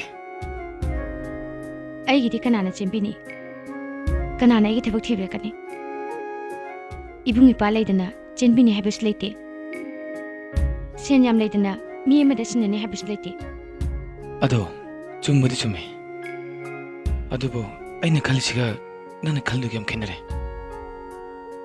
ꯑꯩꯅ ꯅꯪꯕꯨ ꯅꯨꯡꯁꯤꯕ ꯍꯥꯏꯕꯁꯤꯗ ꯄꯨꯝꯅꯃꯛ ꯌꯥꯎꯈ꯭ꯔꯕꯅꯦ ꯑꯩꯅ ꯊꯕꯛ ꯑꯃ ꯇꯧꯕ ꯍꯥꯏꯕꯁꯤꯁꯨ ꯑꯩꯈꯣꯏ ꯑꯅꯤ ꯍꯤꯡꯃꯤꯟꯅꯅꯕꯅꯦ ꯍꯣꯏ ꯇꯧꯕꯕꯨꯗꯤ ꯑꯣꯖꯥꯒꯨꯝꯕ ꯑꯃ ꯑꯣꯏꯅꯤꯡꯉꯦ ꯅꯪꯁꯦ ꯃꯗꯨꯁꯨ ꯑꯩꯅ ꯆꯦꯟꯒꯗꯕꯅꯦ ꯉꯝꯗꯕꯒꯤ ꯋꯥꯅꯦ ꯑꯗꯨꯁꯨ ꯐꯩ ꯍꯧꯖꯤꯛ ꯑꯩꯅ ꯆꯦꯟꯖ ꯈꯣꯠꯆꯗꯅ ꯊꯕꯛ ꯑꯃ ꯇꯧꯔꯒ ꯊꯕꯛ ꯇꯧꯕꯤ ꯑꯃ ꯑꯣꯏꯅ ꯅꯪꯒꯤ ꯅꯅꯥꯛꯇ ꯂꯥꯛꯄꯗ ꯀꯔꯤ ꯀꯥꯏꯒꯦ ꯀꯥꯏꯕꯨꯗꯤ ꯀꯥꯏꯗꯦ ꯑꯗꯨꯗ ꯅꯪꯅ ꯀꯦꯗꯨꯅ ꯃꯧꯗꯅ ꯃꯤꯅꯤꯁꯇꯔ ꯀ꯭ꯋꯥꯇꯔꯗ ꯆꯠꯄꯗꯣ ꯌꯥꯝ ꯇꯧꯉꯝꯕꯤ ꯃꯥꯜꯂꯦ ꯃꯤꯅ ꯌꯦꯡꯕꯗ ꯑꯩꯅ ꯀꯩꯗꯧꯕꯒꯤ ꯃꯤꯒꯤ ꯈꯟꯗꯧꯔꯤꯕ ꯍꯣꯏꯅꯦ ꯃꯤꯒꯤ ꯋꯥꯊꯣꯛꯁꯨ ꯑꯩꯅ ꯍꯥꯏꯕꯒꯤꯗꯤ ꯅꯪ ꯈꯟꯕ ꯌꯥꯏꯗꯅ ꯑꯗꯨꯗꯅꯤ ꯑꯩꯅ ꯅꯪꯁꯦ ꯄꯨꯛꯆꯦꯜ ꯄꯤꯛꯏ ꯅꯨꯄꯥ ꯃꯥꯟꯖꯗꯦ ꯍꯥꯏꯁꯦ ꯐꯔꯦꯅꯦ ꯑꯗꯨ ꯑꯣꯏꯔꯒꯅ ꯅꯪ ꯊꯕꯛ ꯑꯃ ꯑꯗꯨꯗꯤ ꯇꯧ ꯌꯥꯕ꯭ꯔꯣꯅꯦ ꯑꯩꯅ ꯃꯗꯨꯕꯨ ꯉꯝꯃꯗꯤ ꯋꯥ ꯌꯥꯝ ꯉꯥꯡꯅꯕꯒꯤ ꯃꯍꯨꯠꯇ ꯉꯁꯤꯃꯛ ꯑꯩ ꯅꯪꯕꯨ ꯆꯠꯂꯁꯦ ꯍꯥꯏꯔꯣꯏꯗ꯭ꯔꯣ ꯑꯩꯈꯣꯏ ꯑꯅꯤ ꯈꯠꯅꯕ ꯌꯥꯏ ꯌꯥꯝ ꯁꯥꯎꯅꯕꯁꯨ ꯌꯥꯏ ꯑꯗꯨꯕꯨ ꯑꯩ ꯅꯪ ꯑꯗꯨꯝ ꯅꯨꯡꯁꯤ ꯑꯗꯨꯒ ꯑꯩꯅ ꯌꯨꯝ ꯍꯦꯛ ꯌꯧꯔꯒ ꯄꯩꯁꯥꯒꯤ ꯃꯊꯧ ꯑꯃ ꯍꯦꯛꯇ ꯂꯥꯛꯏ ꯃꯊꯥ ꯍꯦꯛꯇ ꯁꯥꯏ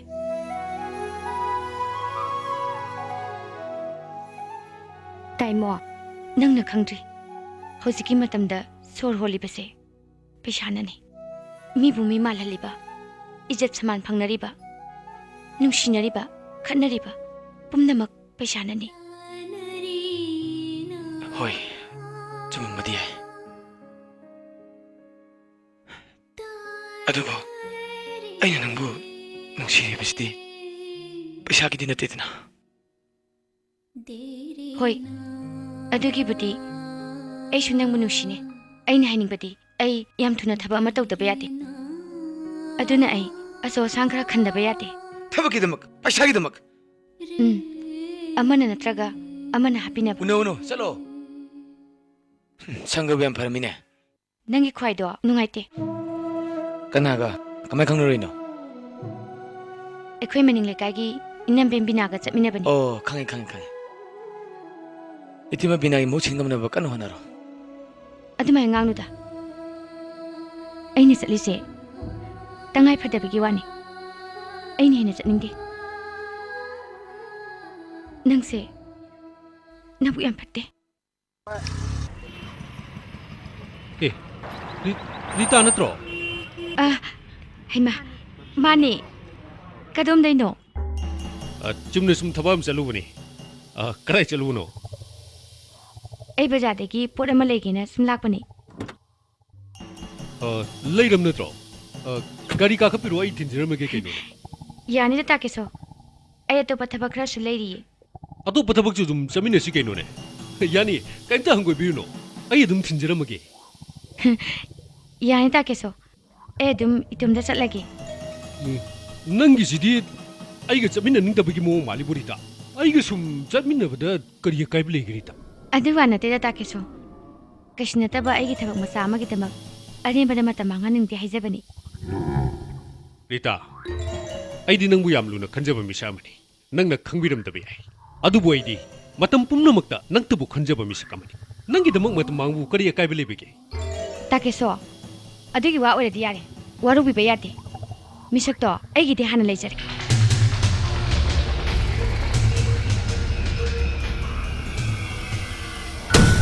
ꯃꯥꯅ ꯑꯗꯨꯃꯥꯏ ꯍꯥꯏꯔꯛꯄ꯭ꯔꯣ ꯍꯥꯏꯔꯤꯁꯦ ꯍꯥꯏꯔꯤ ꯀꯦꯁꯣꯒꯤ ꯄꯨꯟꯁꯤꯗꯁꯨ ꯏꯀꯥꯏꯕ ꯅꯪ ꯂꯩꯇꯅ ꯏꯆꯦꯅ ꯁꯤꯟꯕꯤꯔꯤꯁꯤꯕꯨ ꯀꯔꯤꯅꯣ ꯍꯩ ꯇꯨꯃꯤꯟ ꯂꯩꯌꯨꯍꯦ ꯅꯪꯕꯣ ꯃꯤ ꯇꯥꯔꯅꯤ ꯍꯥꯏꯋꯥꯅꯤ ꯍꯦꯔꯥ ꯃꯥꯒꯨꯝꯕꯤ ꯀꯔꯤꯁꯨ ꯂꯩꯇꯕꯤ ꯄꯤꯇꯛ ꯄꯥꯇꯛꯄꯤ ꯃꯥꯒꯨꯝꯕꯤꯅꯁꯨ ꯌꯦꯡꯉꯨ ꯑꯩ ꯇꯧꯒꯦ ꯌꯥꯔꯦ ꯀꯔꯤꯝꯇ ꯇꯧꯕꯤꯔꯣ ꯏꯆꯦ ꯍꯟꯗꯛꯇꯤ ꯑꯩ ꯑꯣꯏꯅ ꯇꯧꯔꯒꯦ ꯏꯆꯦꯅ ꯑꯩꯉꯣꯟꯗ ꯇꯟꯖꯥ ꯑꯃꯇꯪ ꯄꯤꯕꯤꯌꯨ ꯕꯁ ꯂꯣꯏꯔꯦ ꯀꯦꯁꯣ ꯃꯁꯤꯒꯨꯝꯕ ꯊꯕꯛꯇꯅꯦ ꯌꯥꯝ ꯇꯞꯐꯤꯡ ꯇꯧꯕ ꯌꯥꯕ ꯅꯠꯇꯦꯀꯣ ꯏꯪꯅ ꯇꯞꯅ ꯒ꯭ꯌꯥꯟ ꯇꯥꯅ ꯁꯤꯟꯒꯗꯕꯅꯤ ꯑꯩ ꯃꯥꯕꯨꯅꯦ ꯊꯦꯝ ꯅꯧ ꯇꯧꯗꯅ ꯑꯃꯨꯛꯇꯪ ꯍꯪꯈꯤꯒꯦ ꯈꯪꯗꯦꯁꯦ ꯏꯆꯦꯅ ꯈꯪꯂꯤꯕꯗꯨꯅꯤ ꯑꯩꯒꯤ ꯃꯆꯤꯡ ꯃꯇꯥꯁꯨ ꯑꯩꯅ ꯁꯥꯎꯔꯕꯗꯤ ꯑꯐꯕꯇꯒꯤ ꯌꯦꯡꯖꯥꯛꯅꯕꯤ ꯀꯦꯁꯣꯅ ꯀꯅꯥꯝꯇ ꯀꯤꯕꯤꯕꯖꯥꯠꯅꯕꯤ ꯃꯥꯅ ꯌꯥꯗꯦꯗꯅ ꯑꯩꯅ ꯊꯣꯛꯄ ꯑꯃ ꯇꯧꯔꯤ ꯑꯁ ꯃꯇꯝꯁꯤꯗꯤ ꯑꯥ ꯌꯧꯈ꯭ꯔꯦꯅꯦ ꯇꯧꯔꯤꯁꯤꯗꯤ ꯏꯕꯨꯡꯉꯣ ꯆꯠꯁꯤ ꯊꯦꯡꯉꯦ ꯌꯥꯝꯅ ꯂꯥꯛꯑꯣ ꯏꯕꯦꯝꯃ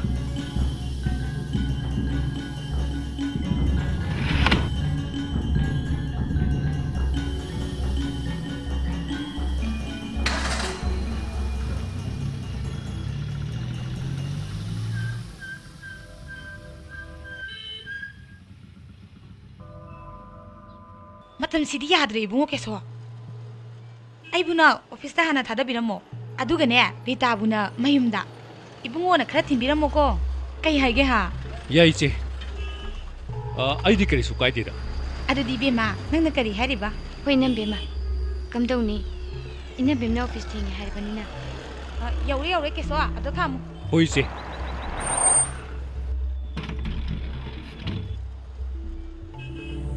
ꯅꯈꯣꯏ ꯑꯅꯤꯃꯛ ꯁꯥꯎ ꯌꯥꯗꯦꯀꯣ ꯍꯣꯏ ꯏꯅꯝꯕꯦꯝꯃ ꯔꯤꯇꯥ ꯑꯩ ꯊꯦꯡꯒꯦ ꯇꯧꯕꯅꯦꯕ ꯑꯗꯨꯗꯤ ꯏꯕꯨꯡꯉꯣ ꯀꯦꯁꯣ ꯅꯪꯅ ꯏꯅꯥꯎꯅꯨꯄꯤꯁꯦ ꯃꯌꯨꯝ ꯐꯥꯎꯗꯪ ꯍꯣꯏ ꯏꯆꯦ ꯑꯗꯨꯗꯤ ꯂꯩꯍꯧꯔꯒꯦꯀꯣ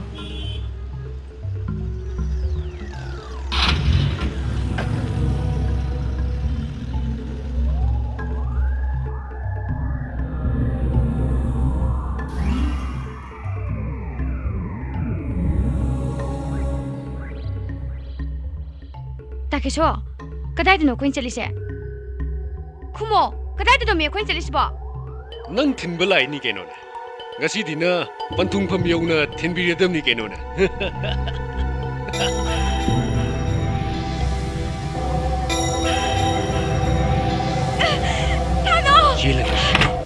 ꯑꯩꯁꯨ ꯏꯃꯥꯒ ꯄꯥꯕꯨꯡꯒꯗ ꯃꯣꯏꯒꯤ ꯅꯤꯡꯕ ꯊꯨꯡꯍꯟꯅꯤꯅ ꯌꯥꯅꯈ꯭ꯔꯕꯅꯤ ꯐꯩ ꯏꯕꯥꯅꯤ ꯃꯇꯝ ꯈꯔ ꯎꯅꯔꯒꯨꯝꯁꯤ ꯏꯊꯧꯗ ꯄꯨꯛꯅꯤꯡ ꯆꯪꯗꯨꯅ ꯃꯤꯊꯣꯏ ꯃꯤꯍꯦꯟꯅꯕ ꯀꯟꯅ ꯍꯣꯠꯅꯔꯁꯤ ꯃꯇꯝ ꯈꯔ ꯎꯅꯔꯒꯨꯝꯁꯦꯅ ꯀꯥꯎꯊꯣꯛꯅꯕꯗꯤ ꯇꯧꯅꯒꯨꯝꯁꯤꯀꯣ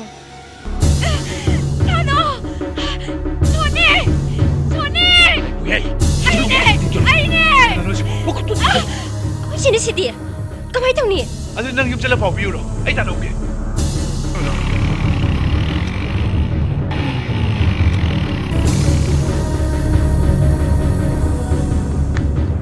이마! 이마! 이마! 이마! ꯇꯥꯔꯦ ꯀꯩꯅꯣ ꯅꯪꯅ ꯑꯗꯨꯌꯥꯝ ꯐꯤꯡꯉꯤꯗꯨꯕꯣ 이마, ꯑꯩꯈꯣꯏ ꯆꯦꯗꯣ ꯅꯨꯄꯥ ꯈꯔꯅ ꯃꯥꯅ ꯐꯥꯔ ꯄꯨꯈ꯭ꯔꯦꯃꯤ ꯀꯩꯅꯣ ꯅꯪꯅ ꯍꯥꯏꯔꯤꯁꯤꯕꯣ ꯀꯗꯥꯏꯗꯅꯣ ꯀꯝꯗꯧꯅꯅꯣ ꯍꯥꯏꯕ ꯑꯩꯗꯤ ꯈꯪꯗꯦꯕ ꯑꯩꯅ ꯀꯣꯂꯦꯖ ꯆꯠꯄꯗꯅꯦ ꯂꯝꯕꯤꯗ ꯕꯥꯟꯗꯨꯒ ꯊꯩꯅꯕꯗꯅꯦ ꯏꯆꯦꯅ ꯊꯣꯡꯅꯥꯎꯗꯒꯤ ꯂꯧꯔꯝꯕꯅꯦꯃꯤ ꯑꯁ ꯀ꯭ꯔꯤꯁꯅ ꯀꯔꯤ ꯋꯥꯅꯣꯅꯦ ꯍꯥꯏꯔꯤꯁꯤꯕꯣ ꯑꯗꯨꯗꯤ ꯀꯃꯥꯏꯅ ꯇꯧꯅꯤ ꯑꯩꯗꯤ 이마, ꯄꯨꯂꯤꯁ ꯇꯥꯎꯕꯅ ꯐꯅꯤꯌꯦ ꯂꯩꯀꯥꯏ ꯃꯌꯥꯝꯁꯨ ꯇꯥꯎꯁꯦ ꯑꯗꯨꯗꯤ 이마 ꯑꯍꯜ ꯂꯃꯟ ꯈꯔ ꯇꯥꯎꯈꯤꯒꯦ ꯁꯤ ꯈꯔ ꯊꯝꯖꯤꯜꯂꯝꯃꯨꯀꯣ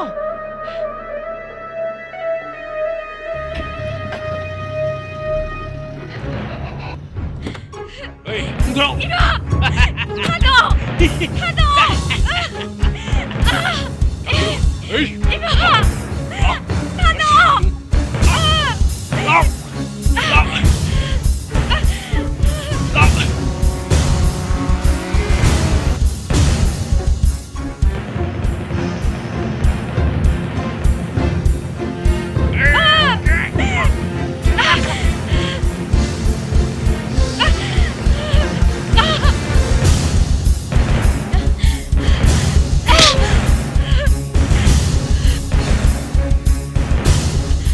ꯑꯩꯉꯣꯟꯗꯒꯤ ꯀꯔꯝꯅ ꯅꯥꯊꯣꯛꯀꯅꯤ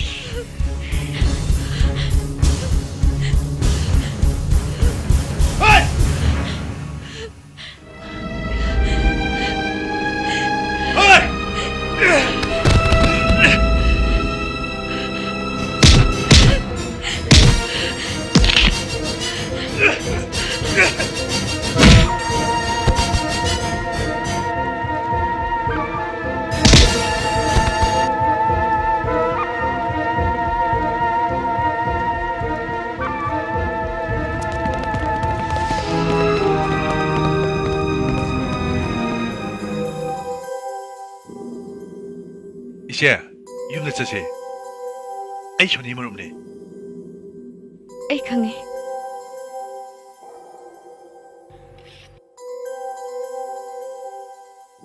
세 시리션 뷰 세세 ai tinjaramage ꯀꯔꯤꯅꯣꯅꯦ ꯑꯩꯒꯤ ꯂꯥꯏꯕꯛꯁꯤꯕꯣ ꯇꯣꯛꯑꯣꯃꯤ ꯏꯃꯥꯒꯤ ꯏꯕꯦꯝꯃꯔꯤꯇꯥ ꯏꯃꯥ ꯇꯣꯛꯑꯣꯃꯤ ꯀꯣꯛ ꯑꯃꯨꯛ ꯉꯥꯎꯔꯅꯦꯕ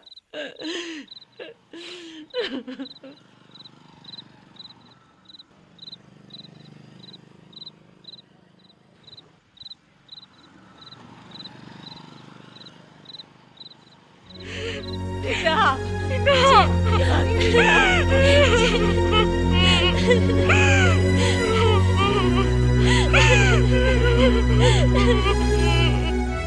इबेमा बिदुमुखी नशा लाबनीना कोई मुख चलगे को चले चले कोई चले को इमा नचागी लाइबक से हम तो वे तीने तमाम के ना कोई बा खलुना नहीं जासिदी नंगी दनते लाइबक थी बाय बसिदी नपी रोइदी खोइगीदी पोकपदे यावराबने ऐ म तो यानिक दे इमा नपी है कोई सुबी ने इमा इबुंगो से ऐ कोई शोनी की मरुक ने ngasi nasagi ijat namak mana kan birak pani ima ibungo ngasi ibungo ne isagi punsi kan birak puse ima yam pele matam khuding makta isorna nangbu thaujan biba oisin ima ijana nangi laman chauna tole ko ibungo karigi lamano ima ai juna sagu mane mabung mapa moina masi masangi isat kan bahai bache ai jui thongni ma phare di ma ai mung yau jarage yauro ko ibungo de dia akhoi shoni ga suti nei habanina marak marak ta lau ko au ima 프리치 치 mung jogi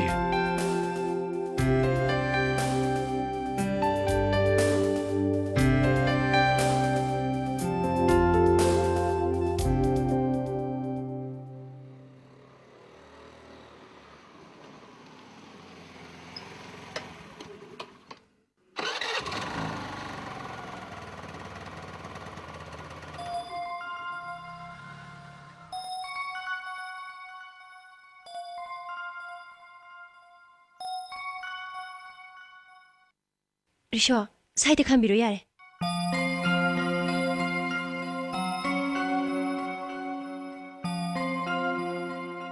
소니 하이마 따이모바 언제 고 그대로 미누시다 날 뻥알미니 에 아이보 그이기는 따이모바 소니 ai ni cheje amtu no ning bane madi mapang stok thokidre aina magun no pau ke tarabso pakhung te pirakte 따이모바 마디 마pan wi thok thoktre ayam matamda madi imungda dum lei ai magam tu no ningi nangna unanabam sinbigira hoi hori nung dawaram layung khona ngaram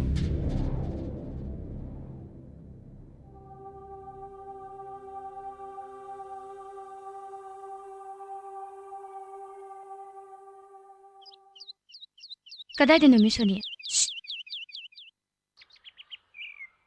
ꯋꯥ ꯌꯥꯝ ꯉꯥꯡꯅꯨ. ꯑꯩꯒꯤ ꯇꯨꯡ ꯑꯗꯨꯝ ꯏꯜꯂꯣ.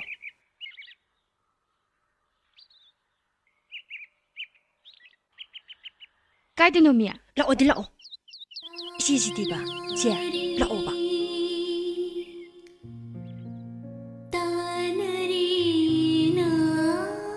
사다와이도 사사 사나로. 아예 사와이다 밀락바 영게고. Karino, ibichaw bida una sina pao pigarga, akong muda piagtride. Tay mo ba? Ay ganak na pada, nang may paoy da. Nuy gi ahal laman, nang gi marumapang mayam na. Ay lang kangi. Ay kya kalaga ay, kariso kaiti, nang manini warip laura manay. Nang una bay pao chen kibne. Nangonda, migsatiba tawdaw tuya basa, ay kangi. Adubo, ay nang muli kasukande. Tay mo ba? Ay se, minahanggoy na rabini.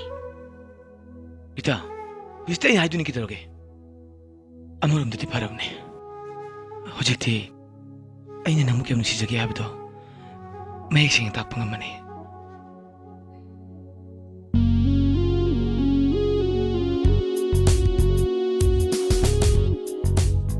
Mo ba? Nangbo college aloy dro. Chutkini mama. Pare pare. Ngai khun he. Ite ma bidu mukhi ge masan pe hal rita hai dubu. Chelu re hai bra. Chingu re hai bra. Mayam na ningpung ngang ne ribu sibu. Karam haina tawri jan. Ai di ontho na thaja kidre. Masani yarga chil minute malda mama. Nupa na bhabi buching biboy. To boy malda mama. Adunini maksa. Hojiki matam masi. Mapa de solei kidre. Lukrabi mama asiga. Kaya de maray bukti Mama, masidi mama da wam da tukjagi ba. Hayo hayo. Kari wano nang na haningi bo. Ay taba macam dang tomno na bukan lagi. Kari taba. Kari taba no nang na tawgadori bo. Ama ita. Apa mo taba ma? Imo ba? Nang di bi hok pass tawdri. Kari taba no lang tawdori bo. Hojik sarkar ki thabak phangba araiba natte. Hoi, phangi haina su khallo. Hojik nang na oriba phim asida office ta haraga na pion. Thana da oraga na habildar. Mama gi asadi madu natte. Mama. Mama tabi basado. Ay khangje. Adu mama. Mama na ay damak to hanring aida. Yung manungda solak kadaba singdesu ay udaba ngamoy. Adu saruk ay mama gi mating pang ba? Ay gi teng pang bagi matam su lakini. Hojikti ay hingi dana. Imung manung gi phibung kasu kaidi. Nangi na thau haibu. Nahi na singna na puning luptuna. Ay na mangi ba manga se mang phang na hanba. Masi khaktani.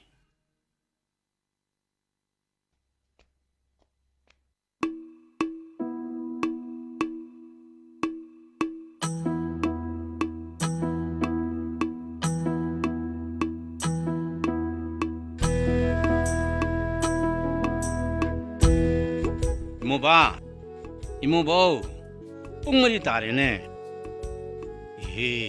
Tadre do.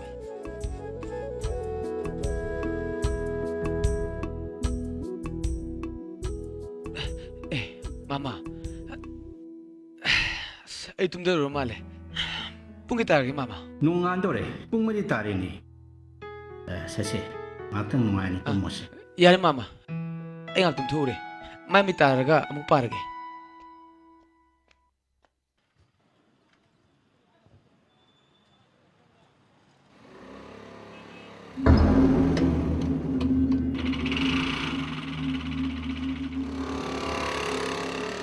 Ikso, ngakta ngaram ko, ay yam tutulake. Hoy.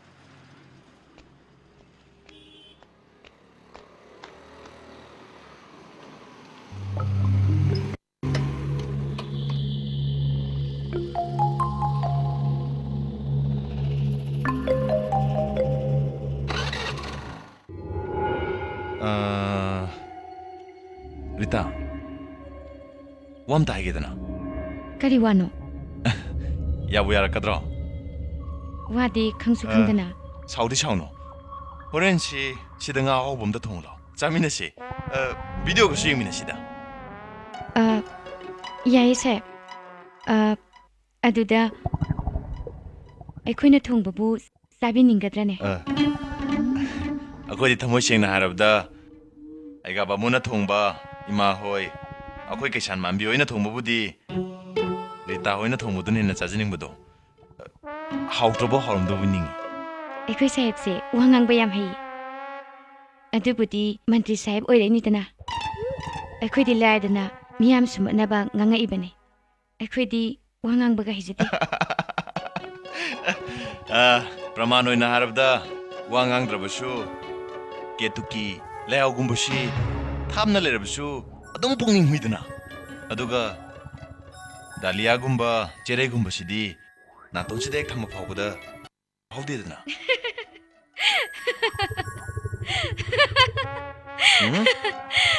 ꯑꯩ ꯄ꯭ꯔꯃꯥꯟꯁꯤ ꯆꯥꯗ꯭ꯔ ꯃꯥꯜꯂꯦꯗ ꯈꯪꯗꯦꯗ ꯁꯥꯍꯦꯕ ꯄꯨꯛꯂꯤꯒꯁꯦ ꯂꯣꯏ ꯇꯤꯡꯉꯦ ꯑꯗꯣ ꯁꯥꯍꯦꯕ ꯑꯩꯒꯤ ꯊꯕꯛꯀꯤ ꯍꯥꯏꯗꯣ ꯀꯃꯥꯏꯅ ꯇꯧꯕꯤꯈ꯭ꯔꯒꯦ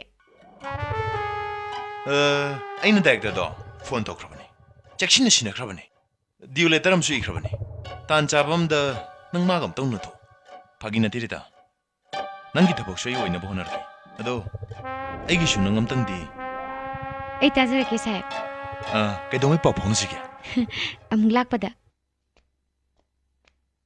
rickshaw ꯆꯠꯁꯤ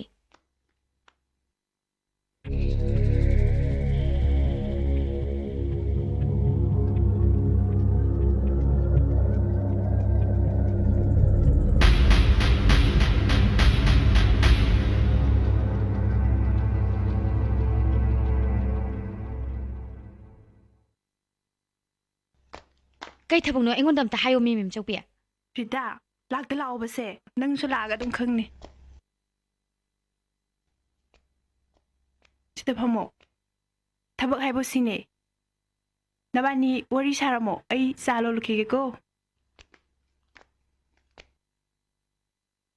ꯀꯔꯤꯒꯤꯅꯣ ꯃꯐꯝ ꯏꯔꯩ ꯂꯩꯇꯗꯧꯅ ꯃꯤꯒꯤ ꯃꯌꯨꯝꯁꯤꯗ ꯍꯟꯖꯤꯟ ꯍꯟꯖꯤꯟ ꯏꯀꯥꯏꯖꯗ꯭ꯔꯣ ꯅꯪꯕꯨ ꯎꯅꯤꯡꯕꯅ ꯏꯀꯥꯏꯕꯤ ꯀꯥꯏꯗꯕ ꯑꯃꯠꯇ ꯊꯤꯔꯨꯗ꯭ꯔꯦ ꯅꯪꯁꯦ ꯌꯥꯝ ꯉꯝꯁꯤꯜꯂꯦ ꯀꯩꯅꯣ ꯍꯥꯏꯗꯧ ꯍꯥꯏꯔꯛꯑꯣ ꯅꯪ ꯉꯔꯥꯡ ꯃꯟꯇ꯭ꯔꯤ ꯀ꯭ꯋꯥꯗ ꯆꯪꯉꯨꯕꯗꯣ ꯑꯩ ꯎꯏꯌꯦ ꯑꯗꯨ ꯀꯩꯗꯧꯔꯒꯦ ꯆꯠꯂꯨꯏ ꯅꯪꯁꯦ ꯊꯕꯛ ꯇꯧꯕꯗ ꯈꯜꯂꯤ ꯀꯔꯤꯒꯨꯝꯕ ꯑꯩꯅ ꯊꯕꯛ ꯐꯪꯗ꯭ꯔꯗꯤ ꯅꯪꯒ ꯀꯥꯏꯅꯈꯤꯗ꯭ꯔꯅ ꯌꯥꯝꯅ ꯀꯤ ꯐꯔꯦꯅꯦ ꯑꯀꯤꯕꯗꯣ ꯃꯥꯡꯈꯤꯅꯕ ꯀꯟꯅ ꯍꯣꯠꯅꯔꯣ ꯊꯕꯛ ꯐꯪꯉꯣ ꯑꯩꯅ ꯍꯥꯏꯕ ꯇꯥꯗ꯭ꯔꯣ ꯅꯪꯅ ꯈꯜꯂꯤꯁꯦ ꯊꯕꯛꯇꯨ ꯈꯛꯇꯅꯦ ꯑꯩꯕꯨ ꯅꯠꯇꯦ ꯅꯪ ꯅꯕꯨꯛ ꯌꯥꯝ ꯐꯠꯇꯦ ꯑꯩ ꯐꯠꯂꯝꯗꯕꯁꯨ ꯌꯥꯏ ꯑꯗꯨꯕꯨ ꯅꯪꯒꯤ ꯅꯐꯝꯗꯗꯤ ꯑꯩ ꯌꯥꯝ ꯐꯅꯤꯡꯕꯅꯦ ꯅꯪ ꯈꯔ ꯁꯥꯎꯔ ꯃꯥꯜꯂꯦ ꯃꯁꯦ ꯑꯩꯅ ꯅꯪꯕꯨ ꯅꯨꯡꯁꯤꯃꯟꯕꯗꯤ ꯊꯣꯛꯄꯅꯦ ꯇꯥꯏꯃꯣꯕꯥ ꯑꯩꯒꯤ ꯐꯤꯕꯝ ꯌꯥꯝ ꯐꯠꯇꯦ ꯅꯪ ꯍꯥꯟꯅꯁꯨ ꯈꯪꯉꯤꯗꯨꯅꯤ ꯑꯩ ꯊꯕꯛ ꯑꯃ ꯇꯧꯗꯕ ꯁꯨꯡꯌꯥ ꯌꯥꯗꯕꯅꯤ ꯃꯗꯨꯒꯤꯗꯃꯛ ꯑꯩꯅ ꯃꯤ ꯎꯅꯕ ꯆꯠꯂꯒ ꯅꯪꯅ ꯄꯪꯈꯟꯗ ꯈꯝꯕꯠꯂꯦ ꯄꯪꯉꯥꯡꯗ ꯉꯥꯡꯉꯦ ꯅꯪꯅ ꯉꯥꯡꯉꯤꯗꯣ ꯆꯨꯝꯕꯗꯤ ꯃꯥꯜꯂꯤ ꯑꯗꯨꯕꯨ ꯅꯪꯅ ꯆꯠꯂꯤꯕ ꯃꯆꯠꯇꯣ ꯆꯤꯡꯅꯕ ꯑꯃ ꯍꯦꯛꯇ ꯄꯣꯛꯏ ꯃꯁꯦ ꯑꯩꯅ ꯃꯤ ꯃꯆꯥ ꯑꯣꯏꯕꯒꯤ ꯃꯇꯤꯛ ꯆꯥꯗꯕꯒꯤ ꯑꯣꯏꯁꯅꯨ ꯐꯔꯦ ꯇꯣꯛꯑꯁꯤ ꯉꯁꯤꯒꯤ ꯂꯣꯏꯔꯔꯣꯏ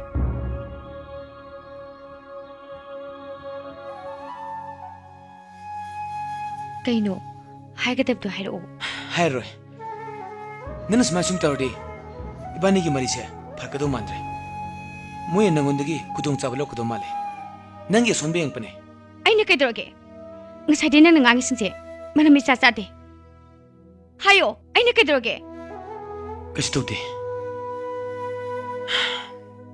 itomda khalibane oirada balerdi punchi sida nangmu karigi thengna hallameba karigi oiroidoino nabani nabuk yam phatnadrabo khangdi mem chawbe aigumba lairaba sen thoktabase मागी मफमददी लौनगनबा फबा ngamnadaba lena amagum tukutsabagum tawi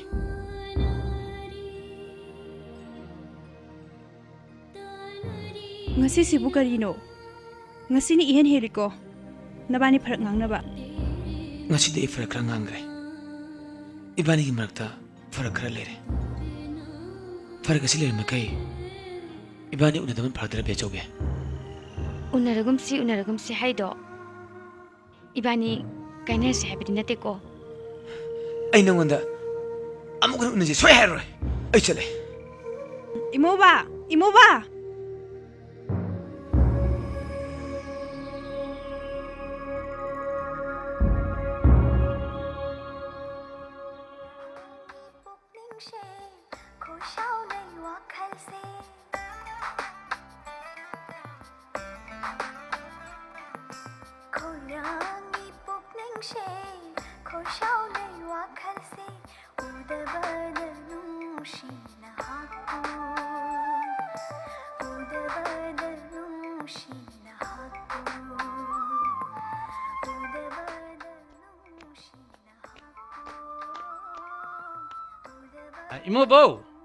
Imobo, nang mo karay lagi ne. Imobo, mama, kari age, ay somde le ye. Hey, nungoy pare ka haido edna. All Manipur bumba nang second tare edna. Ay kangjere mama. Ha, tare hai ba? Kana lang kain tare ba? Ako'y manam singna hay pare tabne. Pare. Nupam chay adu ni dana. Mama yam nungai re. Pili he mama. Puno magase. Mama na kanu na bibagi mahine. Era ibo. Ay na fana kanu hona dana su. Torok to bana torok tra di loeri ne. Mapu na fana kana sajai tha dana su. Chain ka daba sakul na chain ra bada. Kari su pai leite. Pare siwa si to si. Ha, makha dinang kari to gen khalli ba. Mama, tasing na harap dai di. Mama gi mating pangnaba thaba ma thininga bane madu yadri hojik nang heri ni singsing ki batari ai isa du sam ngai jaba yam penja ba ma phorim ni ne masidi satrangi pogum bane ai gi poram khongcha to chumuraga puning nama thoi karak pado adu rega mama maparam na chalaga tamtharo bi agadra ai manipur dadi lai maka tumda ningdre Adu ayo hai bani ne. Karim ta singnoru no. Hoi, mama laire. Adu nangi nahi tamagi maram dadi. Mama na nangu kanagi sumi kathalo. Ai aroi ba I marik adu phawa. Nangi damak mama lekani. Yingoi kana dana no koi paulang naro. Makha kari tam thagi hai ba. Yam thulu sala ba thorang tausi. Mama.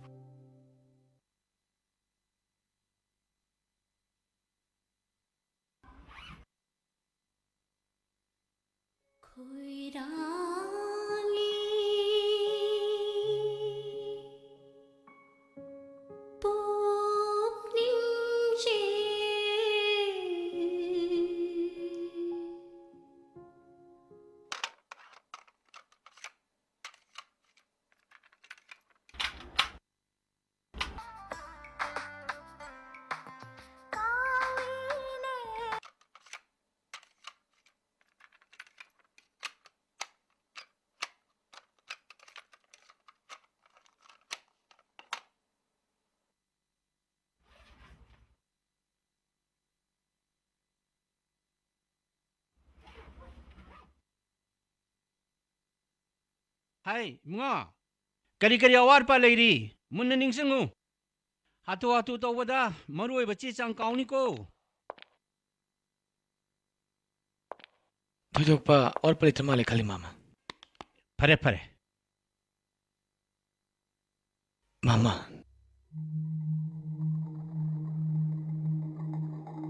Nang laning to ka di khwairam mabra. Khwairam mame. Pare. Channel ba tawrasi. Reporting matam yore. Ai chacharugi mama. Mongolo jarake. Mongolo. ꯀꯔꯤꯒꯤꯅ ꯄꯨꯛꯅꯤꯡ ꯅꯨꯡꯁꯤꯔꯤ ꯅꯍꯤꯒꯤꯗꯃꯛꯇꯅꯤ ꯑꯐꯕ ꯃꯔꯝꯒꯤꯅꯤꯅꯦ 이마가 바바가도 닝쟁 이마마 ꯑꯉꯧꯕꯁꯤꯗꯤ ꯑꯩ ꯂꯩꯔꯤꯕꯁꯤꯗꯤ ꯑꯩꯅ ꯅꯪꯒꯤꯅꯦ ꯄꯨꯜꯂꯝꯕꯅꯤ ꯅꯪ ꯀꯔꯤ ꯋꯥꯠꯀꯅꯤ ꯑꯩꯒꯤꯗꯃꯛꯇ ꯌꯥꯝ ꯍꯦꯟꯖꯤꯟꯅ ꯈꯟꯕꯤꯅꯨꯀꯣ ꯃꯥꯃ ꯍꯛꯆꯥꯡ ꯁꯣꯛꯈꯤꯅꯤꯀꯣ ꯆꯥꯕ ꯊꯛꯄ ꯃꯇꯝ ꯅꯥꯕꯤꯌꯨ ꯑꯅꯥ ꯑꯌꯦꯛ ꯍꯦꯛ ꯌꯥꯎꯕꯗ ꯑꯩꯉꯣꯟꯗ ꯄꯥꯎ ꯄꯤꯕꯤꯔꯛꯎꯀꯣ ꯑꯩ ꯀꯩꯁꯨ ꯇꯧꯔꯣꯏ ꯑꯩꯒꯤꯗꯃꯛꯇ ꯋꯥꯔꯨꯅꯨꯀꯣ ꯅꯪꯒꯤ ꯅꯊꯧ ꯀꯔꯤꯅꯣ ꯃꯗꯨ ꯈꯛ ꯀꯥꯎꯒꯅꯨ ꯅꯪ IAS ꯑꯣꯐꯤꯁꯥꯔ ꯑꯃ ꯑꯣꯏꯗꯕ ꯌꯥꯗꯕꯅꯤꯀꯣ ꯂꯥꯛꯑꯣ ꯆꯠꯁꯤ ꯂꯥꯛꯑꯣ ꯊꯦꯡꯈ꯭ꯔꯅꯤ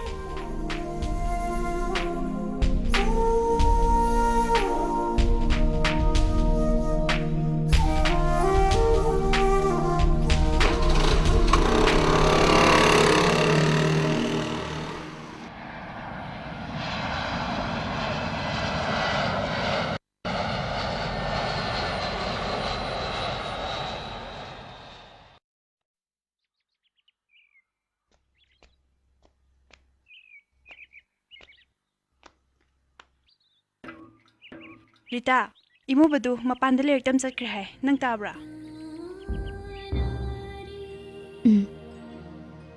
ꯑꯩꯁꯨ ꯈꯪꯉꯤ ꯆꯠꯂꯝꯗꯥꯏꯗ ꯅꯣꯡꯃ ꯑꯩꯈꯣꯏꯗ ꯂꯥꯛꯑꯝꯃꯤ ꯃꯊ꯭ꯋꯥꯏꯗꯣ ꯌꯥꯝ ꯅꯨꯡꯉꯥꯏꯇꯕ ꯃꯥꯜꯂꯦ ꯀꯔꯤꯒꯨꯝꯕ ꯑꯃꯗꯤ ꯁꯨꯝ ꯍꯥꯏꯅꯤꯡꯕ ꯃꯥꯜꯂꯦ ꯃꯥꯒꯤꯗꯣ ꯅꯪꯉꯣꯟꯗ ꯀꯔꯤꯝꯇ ꯍꯥꯏꯔꯝꯗꯕ꯭ꯔꯥ ꯃꯥꯅ ꯍꯥꯏꯔꯝꯕ ꯍꯥꯏꯕꯕꯨ ꯃꯥ ꯌꯥꯝ ꯊꯨꯅ ꯃꯄꯥꯟꯗ ꯂꯩꯔꯛ ꯇꯝꯕ ꯆꯠꯂꯅꯤ ꯍꯥꯏ ꯃꯥꯅ ꯆꯠꯈ꯭ꯔꯕꯗꯤ ꯌꯥꯔꯤꯃꯈꯩ ꯌꯨꯝꯗ ꯊꯣꯛꯂꯛꯇꯅꯕ ꯍꯣꯠꯅꯒꯅꯤ ꯑꯁꯤꯅꯤ ꯑꯇꯩꯗꯤ ꯊꯣꯏꯗꯣꯛꯄ ꯍꯥꯏꯔꯝꯗꯦ ꯅꯕꯥꯅꯤꯕꯨ ꯈꯟꯅꯈꯤꯕꯒ ꯂꯩꯕ꯭ꯔꯣ ꯀꯔꯤꯒꯤꯅꯣ ꯃꯥꯅ ꯃꯊ꯭ꯋꯥꯏ ꯑꯗꯨ ꯌꯥꯝ ꯅꯨꯡꯉꯥꯏꯈꯤꯗ꯭ꯔꯤꯗꯨꯕꯣ ꯂꯩꯇꯦꯗ ꯀꯩꯗꯧꯕꯩ ꯈꯟꯅꯗꯣꯏꯅꯣ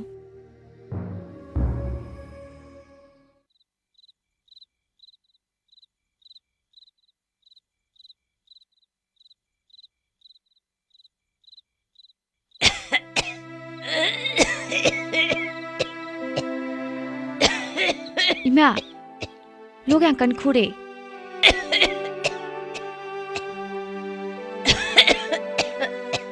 अस यहाँ कन खुरे मी।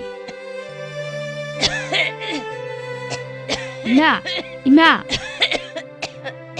हिदा कितंग थक सिरो। इमा.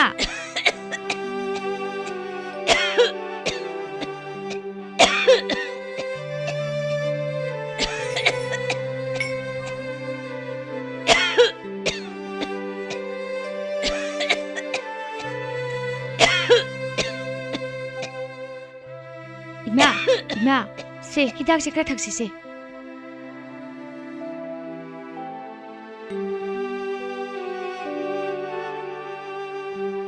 ननाउ नुपीदो हौसिक फाउबो लाइरिक पारिब्रा पारिये इमा पारुरनु पोथारो हायुने थेमन खरे मसादु सोअनिने औ आई हारुगे इमा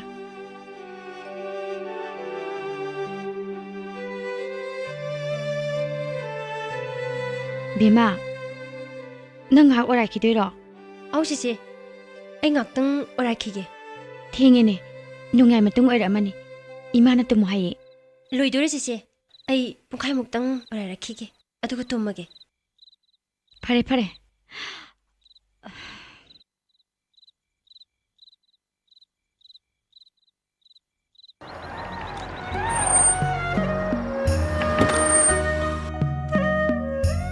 Hey Tampa, hey taribine nang bo, Tampa, hey Tampa. ꯀꯩꯗꯧꯔꯒꯦ ꯃꯣꯏ ꯄꯥꯕꯣ ꯑꯗꯨ ꯐꯤꯡꯅ ꯀꯧꯕꯤꯔꯛꯏꯗꯨꯕꯣ ꯀꯔꯥꯏ ꯆꯠꯇꯨꯅꯣ ꯅꯪꯗꯤ ꯗꯃꯥꯗ ꯀꯦꯊꯟ ꯂꯩꯔꯝꯃꯤꯁꯤꯅ ꯏꯅꯦ ꯊꯣꯏꯕꯤ ꯍꯣꯏꯒꯤ ꯃꯆꯥꯅꯨꯄꯤꯒꯤ ꯍꯩꯖꯤꯡꯄꯣꯠꯇꯣ ꯉꯁꯤꯅꯤ ꯑꯩ ꯃꯣꯏ ꯄꯥꯕꯨꯡ ꯍꯜꯂꯛꯄ ꯉꯥꯏꯔꯝꯃꯤꯅꯤ ꯊꯦꯡꯉꯕꯅꯦꯕ ꯑꯁ ꯅꯪꯒꯤ ꯍꯩꯖꯤꯡꯄꯣꯠꯀ ꯂꯥꯏꯔꯤ ꯑꯝꯇ ꯐꯝꯃꯨꯁꯦ ꯍꯩꯃꯥ ꯀꯩꯅꯣ ꯀꯩꯗꯧꯔꯒꯦꯕ ꯍꯩ ꯅꯪ ꯇꯥꯗꯤꯕ꯭ꯔꯣ ꯄꯤꯒꯤ ꯑꯦꯛꯖꯥꯝ ꯍꯥꯏꯗꯣꯛꯏꯅꯦꯍꯦ ꯍꯩꯃꯥ ꯑꯗꯨꯗꯤ ꯑꯩꯈꯣꯏ ꯁꯅꯥꯖꯥꯎꯕꯒꯤꯗꯤ ꯀꯃꯥꯏ ꯍꯦꯔꯥ ꯑꯩꯒꯤ ꯏꯆꯥꯅꯕꯨ ꯁꯣꯏꯕ ꯍꯧꯅꯕ꯭ꯔꯣ ꯑꯩꯅ ꯄꯣꯛꯄꯅꯤꯅꯦꯍꯦ ꯑꯩꯅ ꯄꯣꯛꯄ ꯈꯪꯖꯔꯦ ꯏꯕꯨꯡꯉꯣ ꯈꯪꯖꯔꯦ ꯑꯗꯨꯕꯨ ꯀꯃꯥꯏ ꯇꯧꯔꯒꯦ ꯃꯅꯤꯄꯨꯔ ꯄꯨꯝꯕꯒꯤ 11 ꯄꯣꯖꯤꯁꯟꯗ ꯂꯥꯛꯏ ꯑꯁꯦꯡꯕꯩꯔꯣ ꯅꯠꯇꯦ ꯑꯗꯨꯕꯨ ꯁꯣꯏꯗ꯭ꯔꯕ꯭ꯔꯥ ꯃꯤ ꯀꯩꯅꯣꯅꯦ ꯃꯁꯤꯕꯨ ꯁꯣꯏꯗ꯭ꯔꯕ ꯀꯥꯏꯅꯤ ꯕꯤꯑꯦꯒꯤ ꯄꯔꯤꯈꯥ ꯍꯥꯏꯗꯣꯛꯑꯦ ꯉꯥꯡꯅꯕ ꯇꯥꯕꯗꯨꯗ ꯑꯩꯅ ꯑꯣꯐꯤꯁꯀꯤ ꯀꯝꯄ꯭ꯌꯨꯇꯔꯗ ꯌꯨꯅꯤꯚꯔꯁꯤꯇꯤꯒꯤ ꯋꯦꯕꯁꯥꯏꯠ ꯆꯪꯂꯒ ꯌꯦꯡꯂꯨꯕꯅꯤ ꯃꯗꯨꯗ ꯃꯃꯤꯡꯒ ꯀꯣꯟꯅ ꯌꯧꯔꯝꯕꯩ ꯋꯥꯅꯤꯅꯦ ꯊꯥꯖꯗ꯭ꯔꯒ ꯑꯩꯈꯣꯏ ꯀꯝꯄꯨꯇꯔ ꯌꯦꯡꯁꯤ ꯂꯥꯛꯎꯅꯦ ꯃꯊꯛꯇ ꯅꯨꯡꯉꯥꯏꯖꯔꯦꯗ ꯁꯩꯇ ꯀꯩꯅꯣ ꯑꯩꯗꯤ ꯏꯁꯥꯒꯁꯦ ꯃꯊꯨꯝ ꯃꯔꯥꯡ ꯍꯧꯔꯦ ꯃꯤ ꯀꯩꯅꯣ ꯃꯩꯇꯧ ꯇꯧꯋꯦ ꯃꯤ ꯍꯩ ꯇꯝꯄꯥꯛ ꯂꯩꯃ ꯅꯆꯥꯁꯤ ꯃꯔꯤꯟ ꯐꯠꯇꯤꯅꯤ ꯃꯔꯤꯟꯁꯦ ꯆꯨꯝꯅ ꯁꯤꯖꯤꯟꯅꯕ ꯐꯩ ꯃꯥꯒꯤ ꯑꯅꯤꯡꯕ ꯑꯄꯥꯝꯕ ꯈꯨꯗꯤꯡꯃꯛ ꯑꯩꯈꯣꯏꯅ ꯌꯥꯝꯅ ꯃꯨꯟꯅ ꯈꯜꯂꯒ ꯅꯤꯡꯊꯤꯅ ꯃꯃꯥꯏ ꯆꯨꯝꯕꯤꯍꯧꯕ ꯇꯥꯕ ꯅꯠꯇ꯭ꯔꯗꯤꯅꯦ ꯍꯌꯦꯡꯋꯥꯏ ꯑꯩꯈꯣꯏꯅꯤ ꯃꯊꯥ ꯌꯥꯝ ꯁꯥꯅꯤꯀꯣ ꯀꯩꯗꯧꯔꯒꯦ ꯃꯣꯏ ꯄꯥꯕꯨꯡ ꯏꯆꯥ ꯃꯊꯟꯇ ꯄꯣꯛꯆꯕꯅꯦ ꯑꯗꯨꯒꯤꯁꯨ ꯃꯊꯛꯇ ꯂꯥꯏꯔꯤꯛ ꯂꯥꯏꯁꯨ ꯅꯤꯡꯊꯤꯅ ꯍꯩꯗꯨꯅ ꯅꯤꯡꯊꯤꯅ ꯕꯨꯙꯤ ꯒ꯭ꯌꯥꯟ ꯂꯩꯔꯕ ꯃꯥꯅꯕꯨ ꯑꯃꯨꯛ ꯆꯠꯅꯕ ꯌꯥꯗꯕ ꯃꯐꯝ ꯃꯔꯥꯡ ꯈꯪꯗꯕ ꯊꯕꯛ ꯇꯧꯔꯛꯈꯤꯗ꯭ꯔꯣ ꯍꯣꯏꯅꯦ ꯆꯨꯝꯃꯤ ꯀꯥꯟꯅꯗꯦꯁꯦ ꯑꯩ ꯊꯦꯡꯉꯅꯤ ꯑꯝꯇ ꯊꯤꯟꯕꯤꯔꯝꯃꯣ ꯂꯥꯛꯑꯣ ꯂꯥꯛꯑꯣ ꯆꯠꯁꯤ ꯂꯥꯛꯑꯣ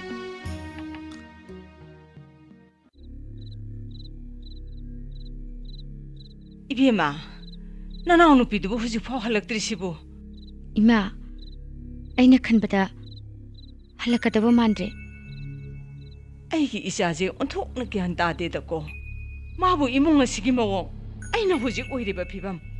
만능 티나 강리바니고. 미워이바 이코이디 마팜 마담 강나 잣가다버네. 온톡나 던자사 하기들에다고. 마치 이마 레이리 해베세 까린다 칸드라바니네 마. 이마, ꯑꯩ ꯀꯩꯁꯨ ꯈꯟꯗꯦꯗ ꯃꯥꯅꯕꯨ ꯅꯨꯡꯉꯥꯏꯖꯅꯦ ꯈꯜꯂꯗꯤ ꯐꯔꯦꯗ ꯏꯁꯣꯔꯅ ꯇꯝꯕꯅꯤ ꯊꯣꯕ ꯑꯃ ꯂꯥꯛꯑꯅꯤ ꯁꯤ ꯇꯨꯝꯊꯅꯕ ꯇꯧꯔꯁꯤ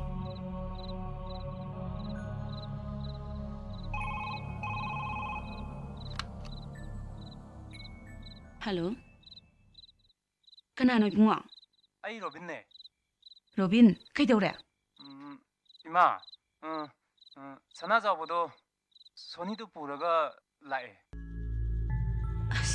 헤이 그나이 폰노 그이더래 ꯍꯣ ꯅꯆꯥꯅꯨꯄꯥꯗꯣ ꯃꯄꯥꯒꯤ ꯃꯔꯤꯜ ꯂꯧꯗꯅꯅꯦ ꯅꯨꯄꯤ ꯆꯦꯜꯂꯛꯑꯦꯌꯦ ꯅꯨꯄꯤ ꯆꯦꯜꯂꯛꯑꯦꯌꯦ ꯔꯣꯕꯤꯟꯅꯦ ꯐꯣꯟ ꯇꯧꯔꯛꯏꯗꯣ ꯅꯨꯄꯤ ꯆꯦꯜꯂꯛꯑꯦꯕ ꯃꯥꯅ ꯁꯨꯛ ꯌꯥꯝꯅ ꯏꯟꯗꯕꯁꯦ ꯇꯝꯄꯥ ꯑꯝꯇ ꯉꯥꯏꯈꯣꯗ ꯏꯁꯧꯗꯣ ꯑꯝꯇ ꯂꯦꯛꯈꯣꯗ ꯅꯠꯇꯦ ꯃꯈꯣꯏꯕꯨ ꯍꯧꯖꯤꯛ ꯀꯗꯥꯏꯗ ꯊꯩꯔꯤꯖꯥꯠꯅꯣ ꯈꯪꯖꯗꯦ ꯑꯁ ꯇꯜꯂꯦꯗꯀꯣ ꯁꯩꯇꯥ ꯑꯗꯣ ꯃꯣꯏ ꯄꯥꯕꯨꯡ ꯀꯃꯥꯏꯅ ꯇꯧꯁꯦꯕ ꯀꯩꯅꯣ ꯀꯃꯥꯏꯅ ꯇꯧꯁꯦ ꯁꯤꯕꯣ ꯏꯆꯥꯅ ꯃꯊ꯭ꯋꯥꯏ ꯇꯥꯏꯝ ꯄꯣꯔꯛꯑꯕꯅꯤꯅ ꯍꯌꯦꯡ ꯑꯌꯨꯛ ꯉꯟꯇꯥꯅ ꯆꯠꯂ ꯍꯥꯏꯗꯣꯛꯎ ꯇꯥꯔꯦꯗꯅ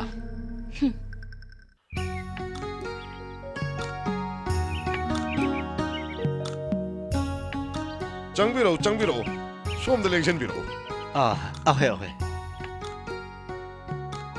랭찬비로 야니 핵질 랭신비로 공업가 야우시서노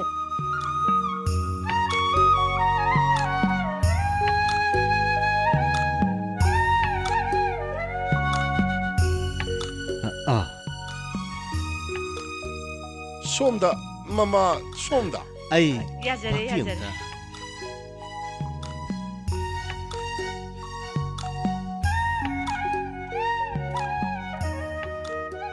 ꯑꯩꯈꯣꯏꯒꯤ ꯅꯨꯄꯥ ꯃꯆꯥꯗꯨꯒꯤ ꯃꯄꯥꯅ ꯀꯔꯝꯕ ꯑꯣꯏꯔꯝꯅꯣ ꯑꯩ ꯏꯁꯥꯃꯛꯅꯤ ꯌꯨꯝꯅꯥꯛꯅ ꯇꯈꯦꯜꯂꯝꯕꯝꯅꯤ ꯆꯞ ꯆꯥꯕ ꯁꯪꯒꯥꯏꯁꯤꯅ ꯀꯗꯥꯏꯗ ꯑꯣꯏꯕꯤꯔꯝꯅꯣ ꯑꯩ ꯋꯥꯡꯈꯩ ꯊꯥꯡꯖꯝ ꯂꯩꯔꯛꯇꯒꯤꯅꯤ ꯑꯗꯨ ꯑꯣꯏꯔꯕꯗꯤ ꯊꯅꯥ ꯑꯣꯏꯔꯝꯕ ꯑꯃꯨꯕ ꯍꯥꯏꯕꯗꯨ ꯈꯪꯕꯤꯕ꯭ꯔꯥ ꯃꯣꯏꯒꯤ ꯀꯗꯣꯝꯗꯅꯣ ꯑꯣ ꯑꯩ ꯈꯪꯖꯩ ꯃꯣꯏꯒꯤ ꯍꯦꯛ ꯃꯃꯥꯡꯗꯅꯤ ꯑꯗꯨꯗꯤ ꯏꯕꯨꯡꯉꯣꯗꯨꯅ ꯀꯔꯤ ꯍꯣꯠꯅꯔꯤꯕ ꯊꯕꯛ ꯏꯪꯈꯥꯡꯒꯗꯤ ꯇꯧꯔꯕꯖꯥꯠꯂꯥ ꯍꯟꯗꯛꯇ BA ꯄꯥꯁ ꯇꯧꯖꯔꯦ ꯊꯕꯛ ꯏꯪꯈꯥꯡꯗꯤ ꯇꯧꯗ꯭ꯔꯤ ꯂꯥꯏꯔꯤꯛ ꯃꯈꯥ ꯇꯝꯊꯍꯟꯈꯤꯒꯦꯅ ꯈꯟꯖꯔꯤꯕ ꯑꯉꯥꯡꯗꯨꯗꯤ ꯂꯥꯏꯔꯤꯛꯀ ꯌꯥꯝ ꯐꯈ꯭ꯔ ꯄꯣꯠꯅꯤꯗ ꯍꯟꯗꯛ ꯆꯍꯤꯒꯤ BA ꯄꯔꯤꯈꯥꯗꯨꯗ ꯍꯣꯏ ꯄꯣꯖꯤꯁꯟꯒ ꯂꯦꯞꯄꯛꯏꯕ ꯑꯉꯥꯡꯅꯤꯗ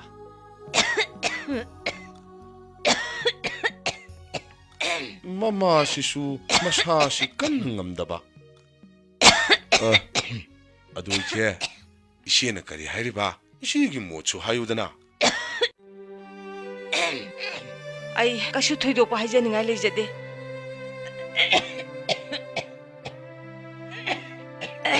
ꯑꯩꯗꯤ ꯌꯥꯝ ꯇꯣꯜꯂꯕꯤ ꯂꯥꯏꯔꯕꯤꯅꯤ 이붕어 ꯑꯩꯈꯣꯏꯒ ꯆꯥꯡꯗꯝꯅꯕꯁꯨ ꯉꯝꯖꯔꯣꯏ ꯑꯗꯨꯃꯥꯏꯅ ꯇꯥꯛꯄꯤꯒꯅꯨ ꯏꯇꯩꯕꯦꯝꯃ ꯑꯩꯉꯣꯟꯗꯗꯤ ꯊꯣꯏꯗꯣꯛꯅ ꯑꯅꯦꯝ ꯑꯋꯥꯡ ꯍꯥꯏꯕ ꯂꯩꯖꯗꯦ ꯏꯇꯩꯕꯦꯝꯃꯒꯤ ꯑꯄꯥꯝꯕꯗꯣ ꯃꯗꯨ ꯍꯦꯛꯇ ꯇꯥꯛꯄꯤꯌꯨ ꯃꯗꯨ ꯑꯩ ꯁꯣꯏꯗꯅ ꯄꯥꯡꯊꯣꯛꯅꯕ ꯍꯣꯠꯅꯖꯒꯦ ꯑꯩꯅ ꯑꯄꯥꯝꯕ ꯐꯅ ꯂꯩꯔꯕꯁꯨ ꯏꯆꯤꯟꯁꯤꯅ ꯀꯥꯡꯊꯣꯛꯅꯕꯒꯤ ꯄꯥꯡꯒꯜ ꯍꯧꯖꯤꯛꯇꯤ ꯑꯩꯉꯣꯟꯗ ꯂꯩꯖꯗꯦ ꯏꯆꯥꯅꯤꯅ ꯈꯟꯗꯕꯗꯤ ꯉꯝꯖꯗꯦ ꯁꯃꯥꯖꯒꯤ ꯃꯤꯅꯣꯛ ꯃꯤꯁꯥ ꯆꯪꯉꯛꯀꯗ꯭ꯔꯥ ꯍꯥꯏꯕꯒꯤꯁꯨ ꯄꯥꯈꯠꯆꯩ इबुंगो खोइना फनबा अदुम सिनबिखरो हयेंग अइना अइगी फिबम चारबा मतमदा इचाबो मुक लौखसगे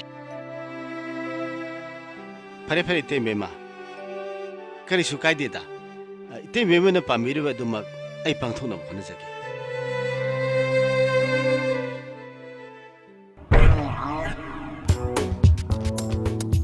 मिंगदो रिता है नत्रो माने सर सी लेरे मंत्री की दियो लेटर दो टेलीफोन सु अनी हुम तौरख्रमने अई कौजदेदा याम कन निंसिंजरी अदु सर सरना कमाई तौबिदोनो अइगिदुबो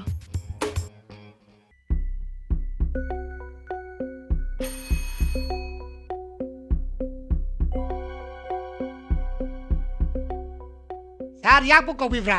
Kari tak pu doribna. अय हेड क्लार्क लेबनी नहानगी इबेमगी ऑर्डर यावो फाइल दो अदु पुरो लाओ Pani sar pujar ke.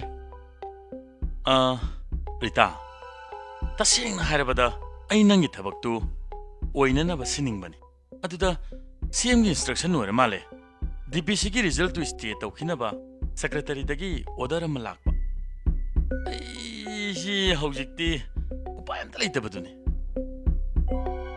अय लेरबरा फाइल दो Lejare sar.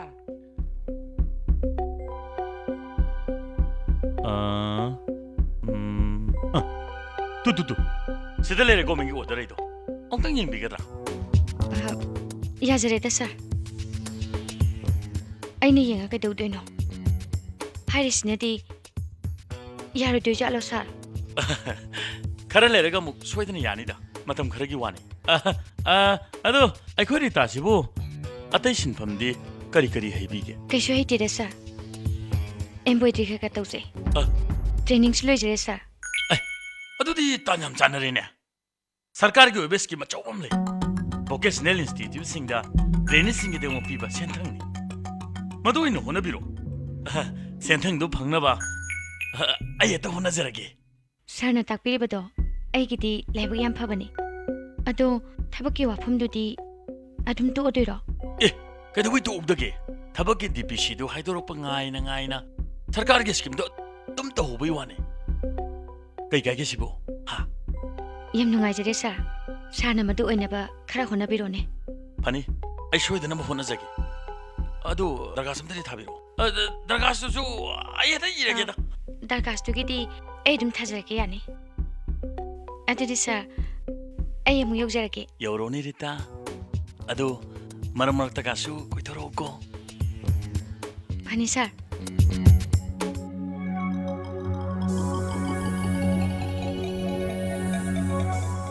Hai, Saukat. Kam daw ba? Sahib, yai hai. Yak na kasam sa Krishni. Hai phet yai hai. Sahib wagi mai te gina. Kari hello ai gai lai dina. Tu atom bida.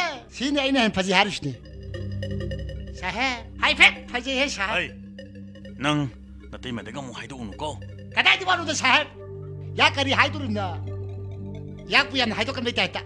नहीं line फजई है अदुदगी माना करी हाइदीबा तू bro मेदा San में तू फजई the हारे फाउदा माना नपी तुना तवी तो यादे साहब सी तो हुते यादे दू तो हुते यादे घर तक वाली मेदा अदुदा मु नि सैम ने करी हाइदीबा मई बेमा मेदा अखोई साइज तू मंगाई तू माने ngam यादरे ngam तू को हारोदना तू द माने अमो करी इम्पोर्टेंट लोन पिगे आदू तो के आधा तक करी तंगाई देता है बा इस अइना खोइसी की मसानुपी की लोन अमता पियो हाइबददी मरी मतानी मीना करी हाइदगी ना हेक्ताइ चली अदुगा लमलान बिदुददी यामना पुक्चे चावबगा सारी बोइरे ह खंगनिंग असिदी ये इते बेमा तू यांग तंबने हाइब सिम तक दिखान दिलकन को इते बेमा तू याब kan biu तू करी के सैन खंगी तारती ननाई सकत आली दे तुम लोइता था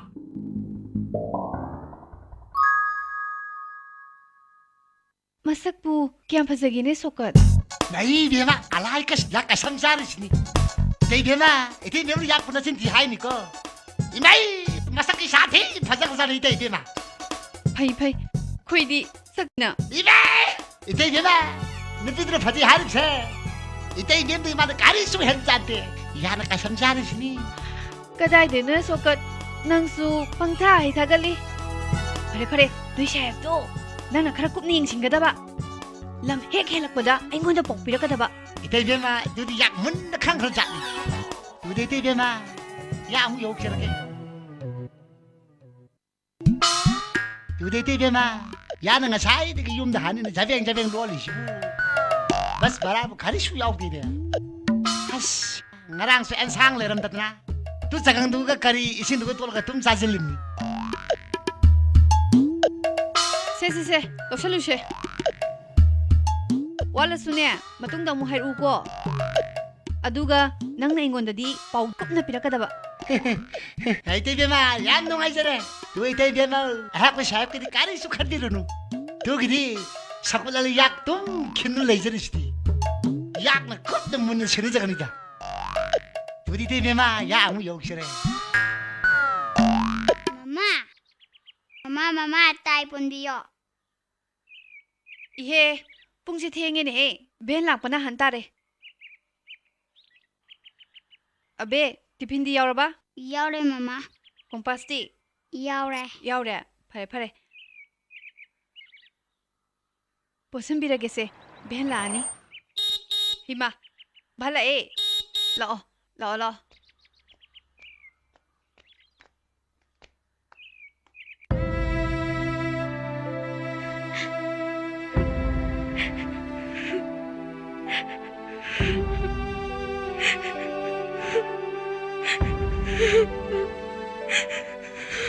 Rita, to base. To ome Rita. Nungai te da bidu mukhi do mabuk phabani da. Nung tata thi ta oina tawdabani da. Nungaitida ko imado onthokna wajarakhrabani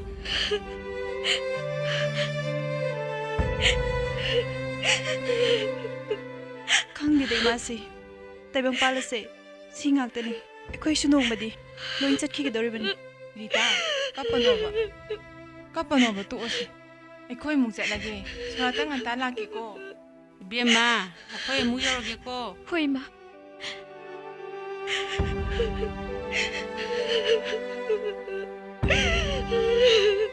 Rita, ai som sa lagi. Pare mem jobi. Chura tanga talau ko. Rita, ai gise matang sare bra chadru ba khangre. Nangonda wa ma di tamning mani. Hekta hayo kai dorage. Imu bado. IAS power money. Delhi dagi amuk thawuk mafam da chal male. Thabang mafam madi. Kadai da ni haige? Arunachal Pradesh ki Tawang district or male.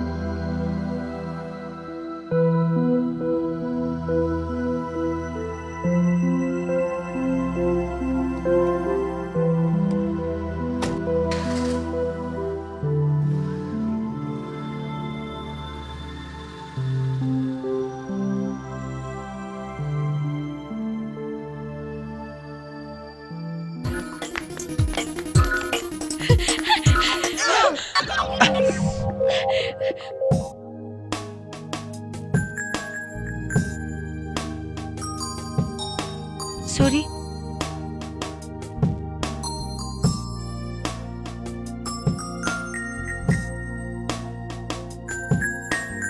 Excuse me.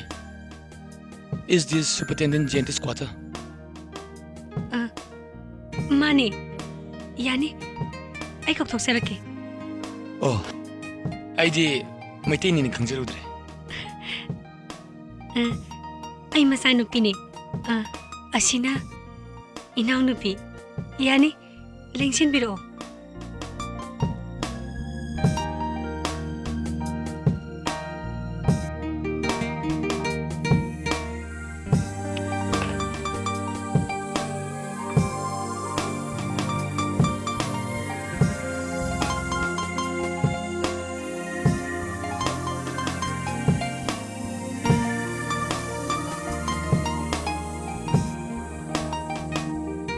इबुआ करी हाइबी के दबा superintendent जेंटा हाइसिबु माने आई सामगनी इबुआ आई joining report पिसन जगे तौबने आई की Ming एलिमोबा आई Tawang थोंग पसिदा पोची सिगा office वा ngai bangam da bisida quarter direct laksarabne akoi mama jugolna oh jugona haibi bungo dora ai khangjare sa waru biya de koi bungo hana sa khangje dan taw manung da lengsen si waru biya de koi bungo ai paijagi lengsen si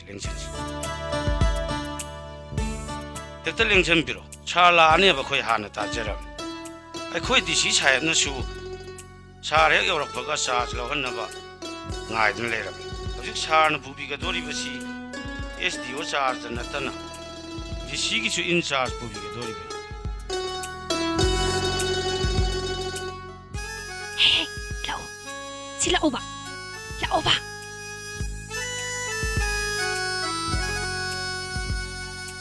asi kang bro kang di as姐有奶咪他都拿来带大哩姐他都哎那把你等爱可啊都见大龙的碰过哎个想啊真的差你比你还顶头能熬了吧啊都没现在可以的理查嗨耶我有 fisky no BSD 我猜咪 IS के दर नी सब खंग quarter सुने ai khoi ka punna le min na da mingmum ta khangri ai mingna mimi ai na Sanatombi mimi na kai kai tameba handak be roi ba tha doini ai na be han ba kari ba khang dre cha ma khoi su marai bak thire mama su ngan ta kai na re ai su pai lai ta dana ai gi thabak ma pham chi da pura ga moi bo dum tham ma mahi ma sing su sida arunachal sida dum tam halaban yum daga haning dadana sida sum laina ba hona re su cha bi sahi kun hele aina ma pham sida lerak aisu kagumane manipura kya hangdo mande punchi asidi singa thani kaka mipum kutima amana traga amada ningu thungana ba leniri banga tane pare ai mung chalage quarter accommodate order fawdi ai hotel da leba tare kaino ne sa quarter accommodation gi san ke chuwabi ga dabu nati ai no office ta salaga grade 4 sing thar aga loy sa sida cha ising ga cha dana angta gyan ta na angta pothabi baba quarter lotion bagi bu get for mu kau dira Sanatombi khini lai sidi ibaini dum lotion ge yani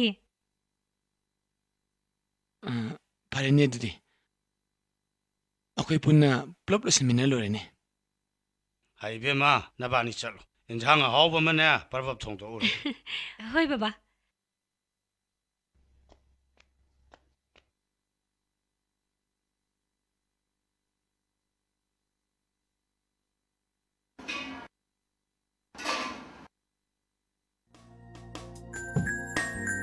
excuse me is this superintendent Gentis quarter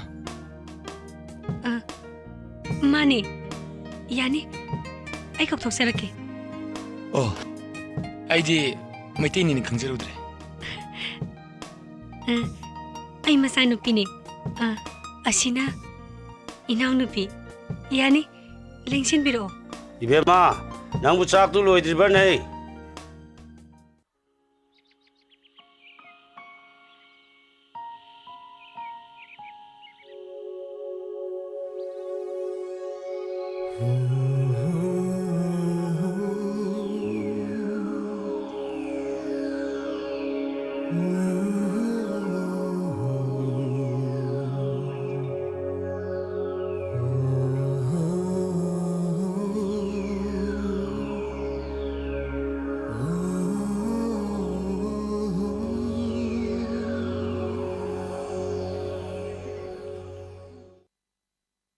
Thank you very much, sir. It's okay, Mova. All the best.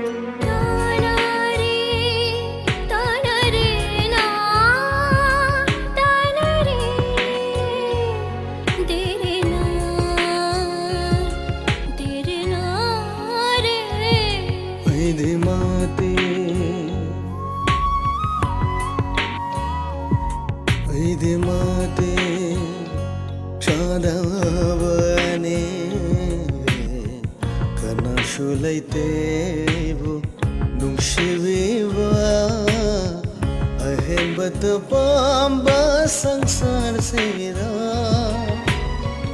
ꯑꯉꯥꯎꯕꯒꯤ ꯆꯣꯏꯔꯣꯟꯒꯨꯝꯅ ꯁꯛꯂꯤꯕ ꯏꯁꯩꯁꯤꯅ ꯑꯩꯒꯤꯗꯤ ꯃꯔꯨꯞꯅꯤ ꯑꯩꯒꯤꯗꯤ ꯄꯨꯟꯁꯤꯒꯤ ꯈꯣꯡꯂꯣꯏꯅꯤ ꯑꯩꯗꯤ ꯃꯇꯦꯡ ꯆꯥꯗꯕꯅꯤ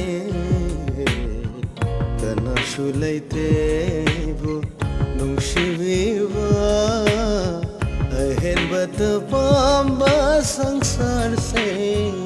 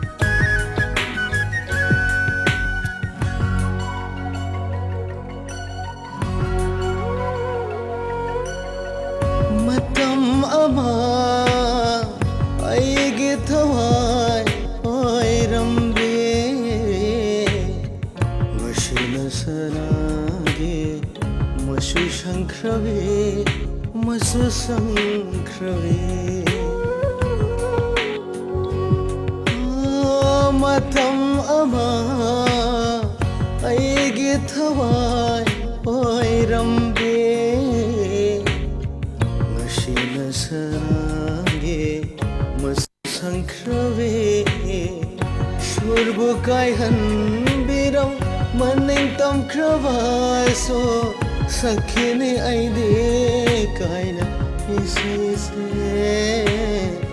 शुरता द्रवाशो नंगे दमा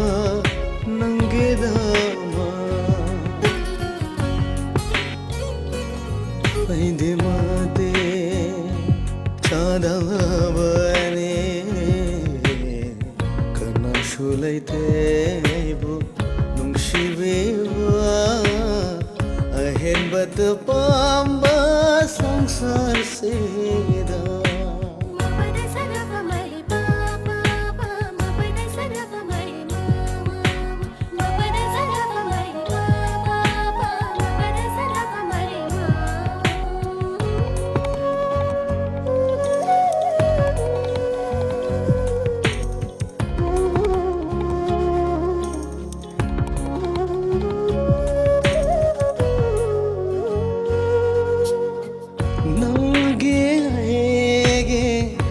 Sege ware na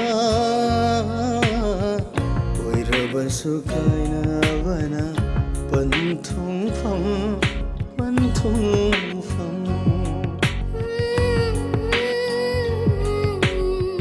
nangi aige nung sege ware na oira basu kaina bana tum nang bunung sekhibana thamoshena warau dene nang bude aina warau ine nungdamba mabudi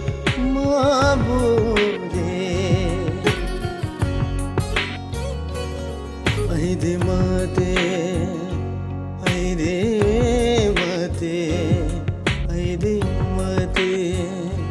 चादवने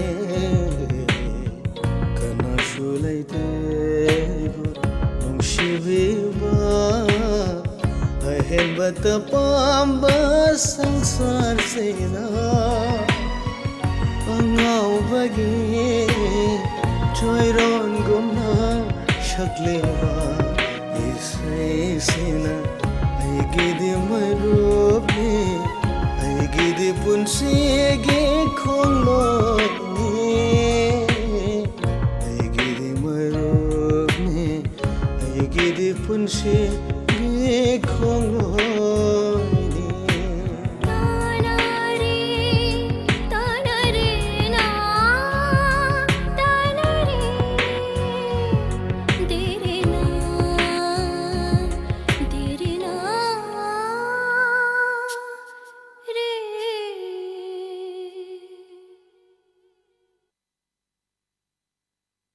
सिबु कइनो new year की लेते लेते पिजबा सुटनी याम फबगा नतेदा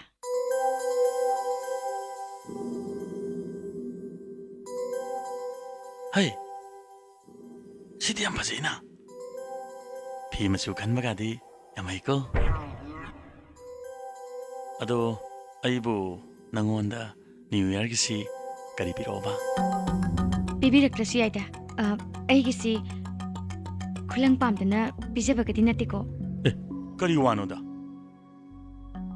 मोहरमगी खुदोप अमा यारेको अदो से लिंगथुकदना लेंगकपनी एंगा लेजेरोगी सक्साग्रसी तौबिरोनु अई सेक्रेटरी साहेब किदा पुंग तरुक ते यौगदबा अदुक चिन्ना लेंबिरकदब ओरदी लेंबिरक्तसी याबनी चागा समता लोलोरदबनी को अदुती चासो दुंगाय नोंमदा ऑफिस ता सही बसासी ग्लास तरा दि तारामोय अखोइसे लारे नंगेना सेबा तहनिंगदबे वानिने नंगमु कना नंगे हाइन नावाइदि खंगदेको हौजिकती आई लेरसिदी हा आइसी गप तौदी नतेको कानदिसे सिवाजे तुअसे अखोइदी याम खजजानिको डायरेक्टर साहेबगा सुम खंगनाजबा नों फादोगा कोइथोकबिरकपसे याम नुंगाइजबेगी वानी साहेब की मतेंगदेगी एम्ब्रॉयडरी सेंटर अमसु लिंगजरे माइसु पाकजरे होबे होबे हनबिदो एरदी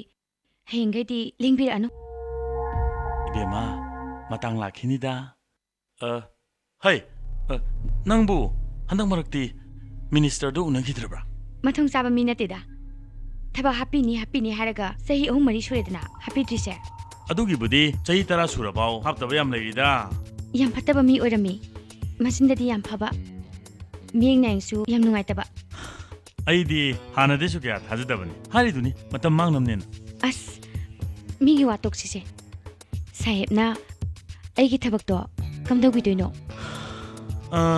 अइना कैनोम सुम खल्लिब खलेइसे थाफने यामिको रिता नंगी थबकपुदी एलडीसी रो कैनोमा इना हेंगे ता हपया याबा अदुदा नंगसे अइना थबक तो हनिंगदब साहेब के सादो तुम कोइको अस तुम कोइबु कोइदबाइबु कैनो नंगी सेंगाउदुदा अइना था खुदिंगी पालिसिंग मापल तरारा चट हपचल लुरे कैनो अइगी विटनेस दा माने एडवांटेज लरकदोरे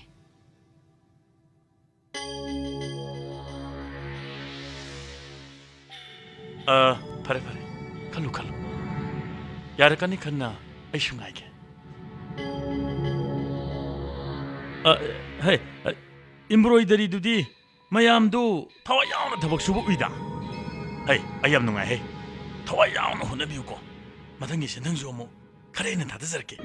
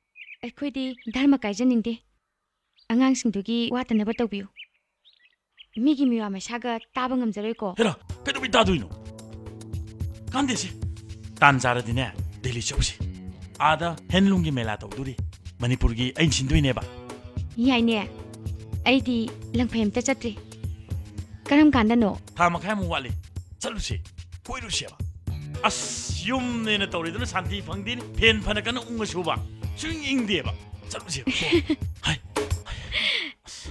सोकत ai ngasi tawgiyo Eh, ina mamale.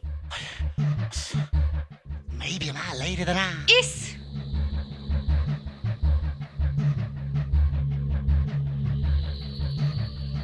sida lay biredana nasanu pa tombodo na bagi hidak lay ni na sakhiba natro hidak kadai no nasado aada tingle hore siba sang makhangdi Suniti nang sima hanay ta sau sau ta lawi ay natrasu nang su mama ning kaino angang do hanang mung taying biro ko Suniti ay amuk thilay trasu nang bu hospital dara doctor ama ko yang lam yadro nate mui pa bungse sida kai do biramino tamelong da tur jale na pau piri sibo sawai sibo tamelong lo sawai sibo tamelong la ba saukat nang nani ko Saya jadi kali juga khangjem nyate. Yak ti ide memde haidok te kasam jar sini kali juga haidok te. Jadi hane de ide memde tum khangjem du bo. Sokata tai na binu masida ne magi manang kali silai te madi aina sida samina rosina porokone Suniti nang chalo si yum nati yum na to bodo sida to kon nang yum chalo mo ay lage chalo ba ai ga zaka sila o la o mi ay lage chalo mo ba leho bu yaroi angang do shibana halani e la o sa sila o angang hundu manang di sida ka dong lai ba chalo ba sa sila o la o di la o chalo ba sum ka salo e yum sida ne ai shidori bani he ai bu sibanga moi da bang bro Ay na nga say makay tagi na taba ni. Kay daboy no yum sida si bidoy si ba. he lesha beri bi nayung pan khangraga mi ki nupa bu jantra mantra toroga phabi tongam bi nupa mon bi ai ki nupa sina tadi nang atai nupa lai trobo Eh, kay no ne dumay habi di ba. Adu magti habi no. hai ni Adu may habi no. hai ni masi halage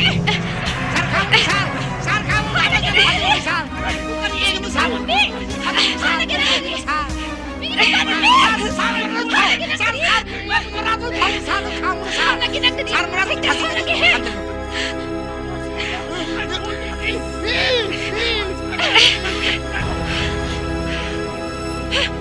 Betawa ma gumbuda so mi shida baga saradana Ide bema isin thakki haribra. Mimi ki matung ina bebhar taw bani. Ay bodu hana lanis lobi ni ina. masi am ko so masi khumi de he ay khoi mi noi ba noi yam khana ni mo noi ha noi yam khana ni mo adu di khana ro adu di Saya biar cuma kira. ai la phome Saya yak transfer to biro yak lai chen tre saya transfer to biro. Ya phane kan hone jamne. Tu bodi khangami. Ai yak de kai to durba. Saya ya de kan law harba. lishoda la o lishoda Ai Sam. Ai.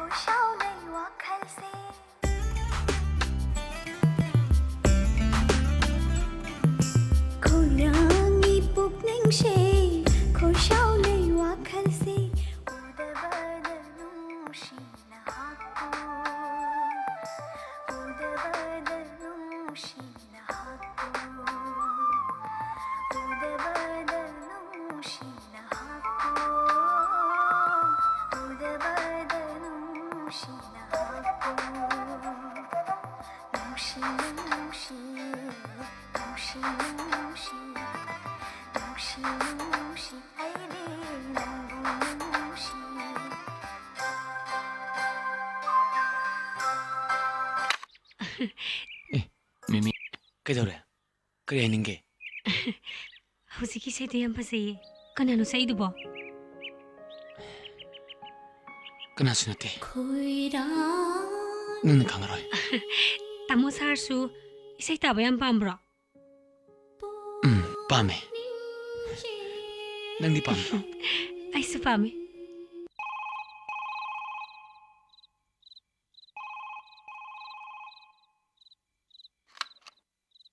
Hello, Mama. Ai ne. Imo bane. Oh, imo ba? Kari leira. Nang aigi chiti phanga bro. Phange mama. Ai tholake. Halagi duga jamaya sida thamarum chuti lobe abrenge. Oh, pare. Yam nungaire. Nang tholaga wari sado yam leire ko. Adu mama. Rita do. Yum chadrai subo. Mab kitaroge. Khangre de bungo. Kari bo hai ka do bono. Nupi angang leire ba director amaga su loini ha su hai. Hojik na mo director du ka khatni ha bra kari no. Ba man ta tadre. Nungai te angang se ipa phan he mangi. Hello, bungo. Nang ai ngang si tari bro. Tare mama. Tajari. Ado. Ma boji kamai lirige. Hojikti imung manung degi hen hendoktra male. Masak masago uba phangdre. Makhoi gi thawang du dene. Hangu law bu hangoire. Pare mama, ai thamjarage.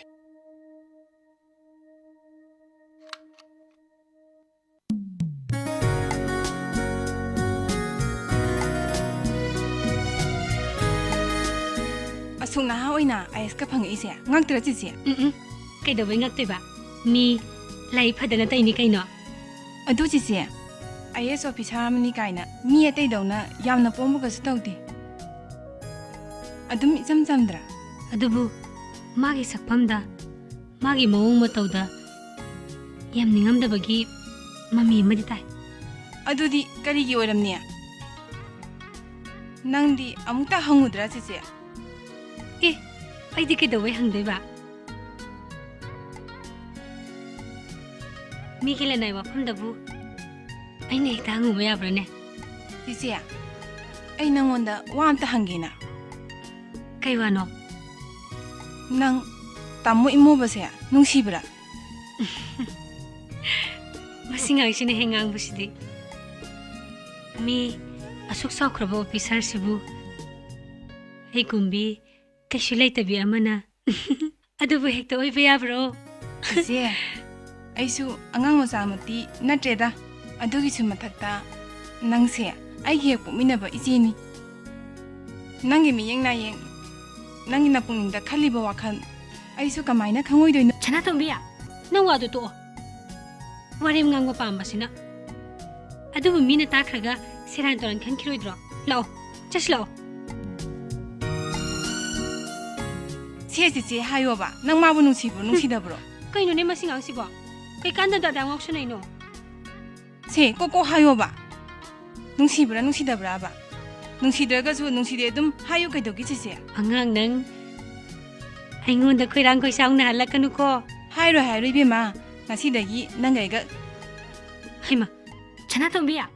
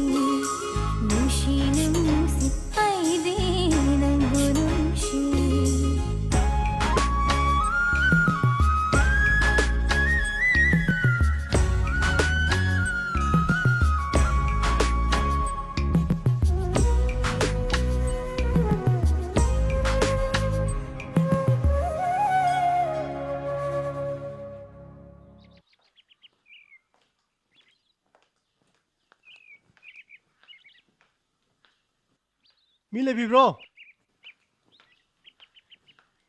Rita हाय सिबु ꯑꯣ ꯑꯩ ꯏꯁꯥꯃꯛꯅꯤ से चिठीमता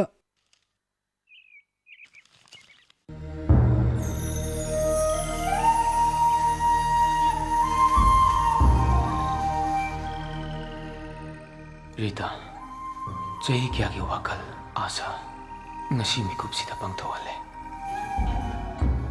nangbu kitaba sanglaba chahi mari gi tungda ngasi gi chithi simadi nangonda yahulagi khanduna irabane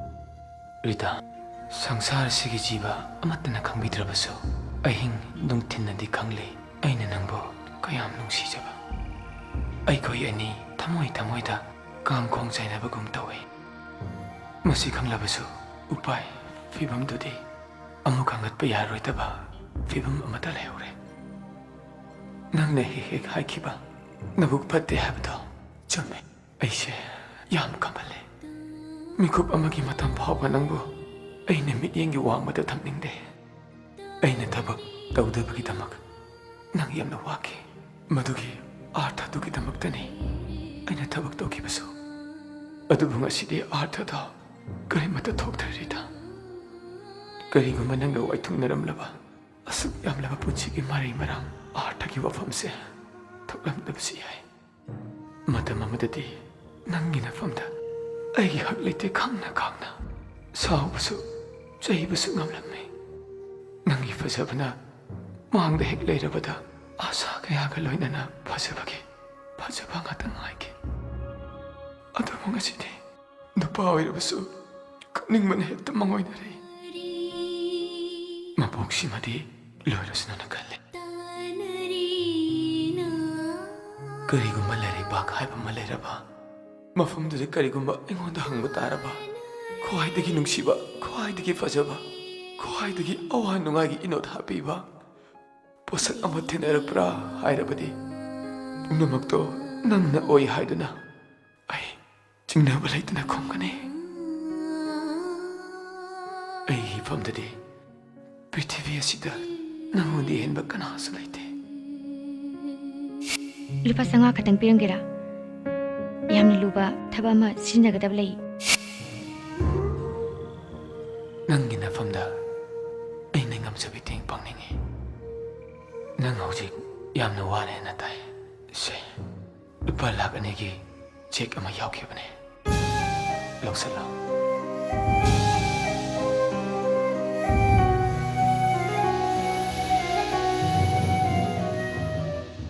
matam amada nangna service tonbi wakaldo ngasi su leirabadi aina madasu adamak ngamnaba singani kani mata jingnaba leitina nang pau pirauko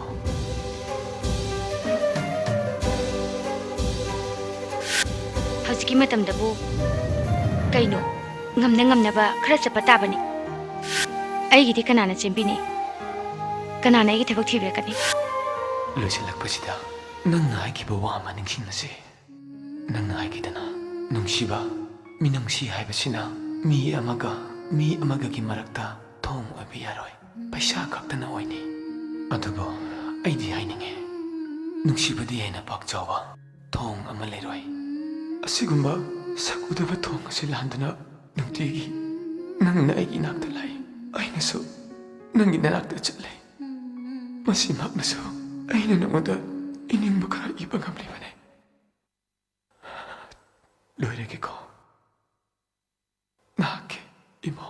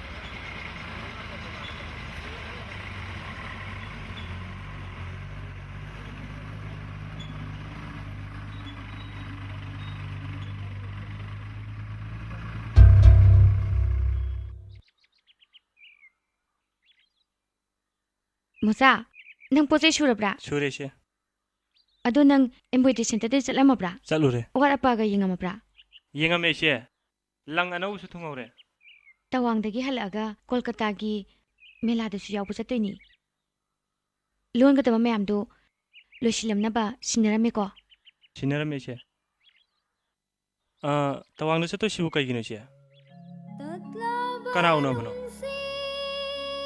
आयोरा खंगनी थेंगे बस मतम योगदोरे चसी होय से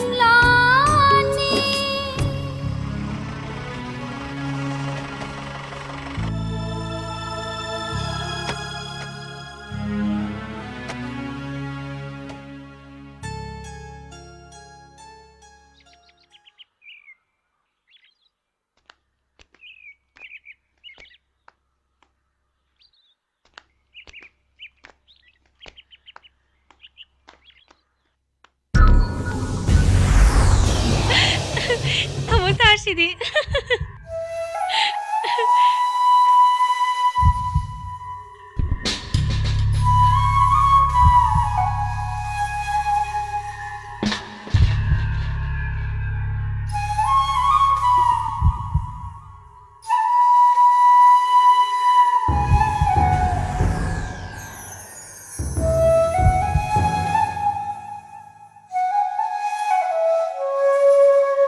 Ita, nangdi, sida kamaina. Engonda, hana paom to chipirte. Ita, lao, chango. Mung pamsilo. Ay sangaro tayo mo ba? ꯑꯩ ꯌꯨꯝꯗ ꯑꯃꯨꯛ ꯍꯟꯈ꯭ꯔꯒꯦ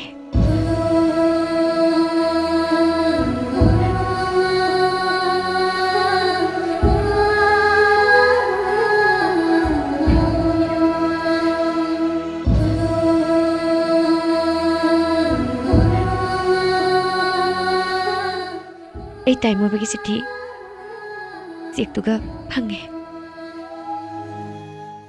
ꯃꯐꯝꯁꯤꯗ ꯑꯩ ꯇꯥꯏꯃꯣꯕꯒꯤ ꯆꯤꯊꯤꯒꯤ ꯄꯥꯎꯈꯨꯝ ꯄꯤꯒꯦ ꯂꯥꯛꯄꯅꯤ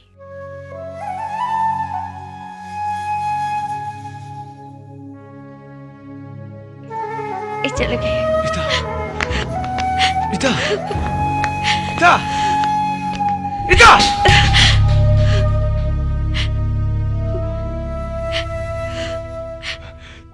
ꯀꯩꯅꯣ ꯅꯪꯅ ꯉꯥꯡꯉꯤꯁꯤꯕꯣ ꯍꯧꯖꯤꯛ ꯂꯥꯛꯑꯒ ꯍꯧꯖꯤꯛ ꯍꯜꯂꯒꯦ ꯍꯥꯏꯁꯤꯕꯣ ꯑꯁꯨꯛ ꯂꯩꯈꯥ ꯇꯥꯔꯕ ꯃꯇꯝꯁꯤꯗꯁꯨ ꯑꯩꯕꯨ ꯅꯤꯡꯁꯤꯡꯕꯤꯔꯛꯄ ꯑꯩꯒꯤ ꯄꯨꯛꯅꯤꯡ ꯀꯌꯥꯗ ꯂꯨꯝꯖꯈ꯭ꯔꯕ ꯑꯩꯒꯤ ꯀꯅꯥꯝꯇ ꯂꯩꯇ꯭ꯔꯕꯁꯨ ꯑꯩ ꯑꯃꯨꯛ ꯇꯨꯁꯣꯟ ꯃꯥꯟꯁꯣꯟꯗ꯭ꯔꯦ ꯔꯤꯇꯥ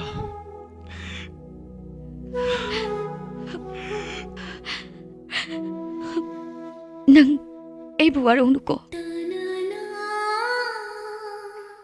ꯑꯩ ꯅꯪꯒꯤ ꯆꯤꯊꯤꯁꯤꯃꯗꯤ ꯂꯧꯍꯧꯔꯒꯦ ꯑꯗꯨꯒ ꯆꯦꯛꯁꯤꯃꯗꯤ ꯅꯪꯉꯣꯟꯗ ꯑꯃꯨꯛ ꯍꯜꯂꯕꯅꯤ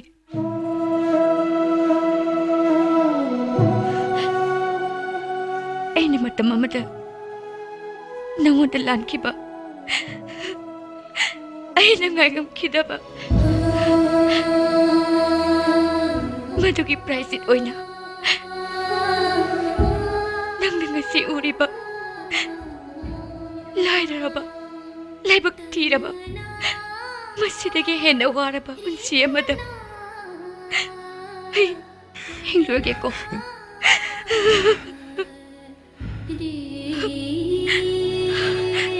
ꯑꯩ ꯆꯠꯂꯒꯦ ꯔꯤꯇꯥ ꯔꯤꯇꯥ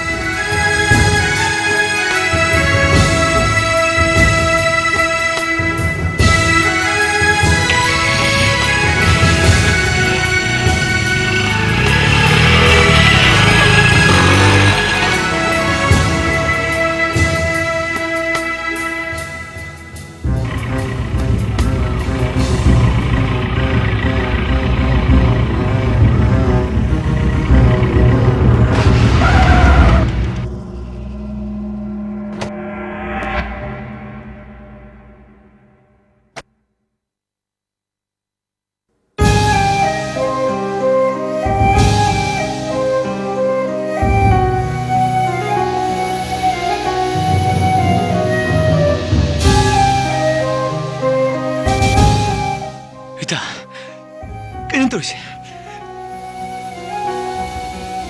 ꯅꯪ ꯀꯩꯗꯧꯕꯤ ꯂꯩꯔꯗꯣꯏꯅꯣ ꯀꯩꯗꯧꯕꯤ ꯂꯥꯏꯕꯛ ꯊꯤꯗꯣꯏꯅꯣ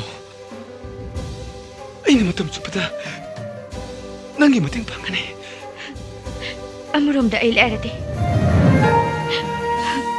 ꯃꯔꯝꯗꯤ ꯅꯪꯒꯤ ꯅꯨꯡꯁꯤꯕ ꯅꯪꯒꯤ ꯆꯤꯊꯤ सिदगी हेनबबु करिनो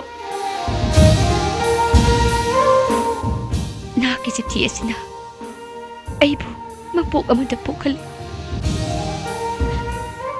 ना थैरुरबा अइगी थमोइगी इचेल नंगी थमोइगी सेलगी तोरेदा लोने तिनखरे इता नंगिदो एंगुंदे रानसिब्रा हायो आई नो द लांकिब्रा सुमना एंगुंदे रानसिब्रा जाकिनो मतम अमदा अइना खंखिदबा अइगी ख्वाइदगी मतिक चाबा नुपादुदा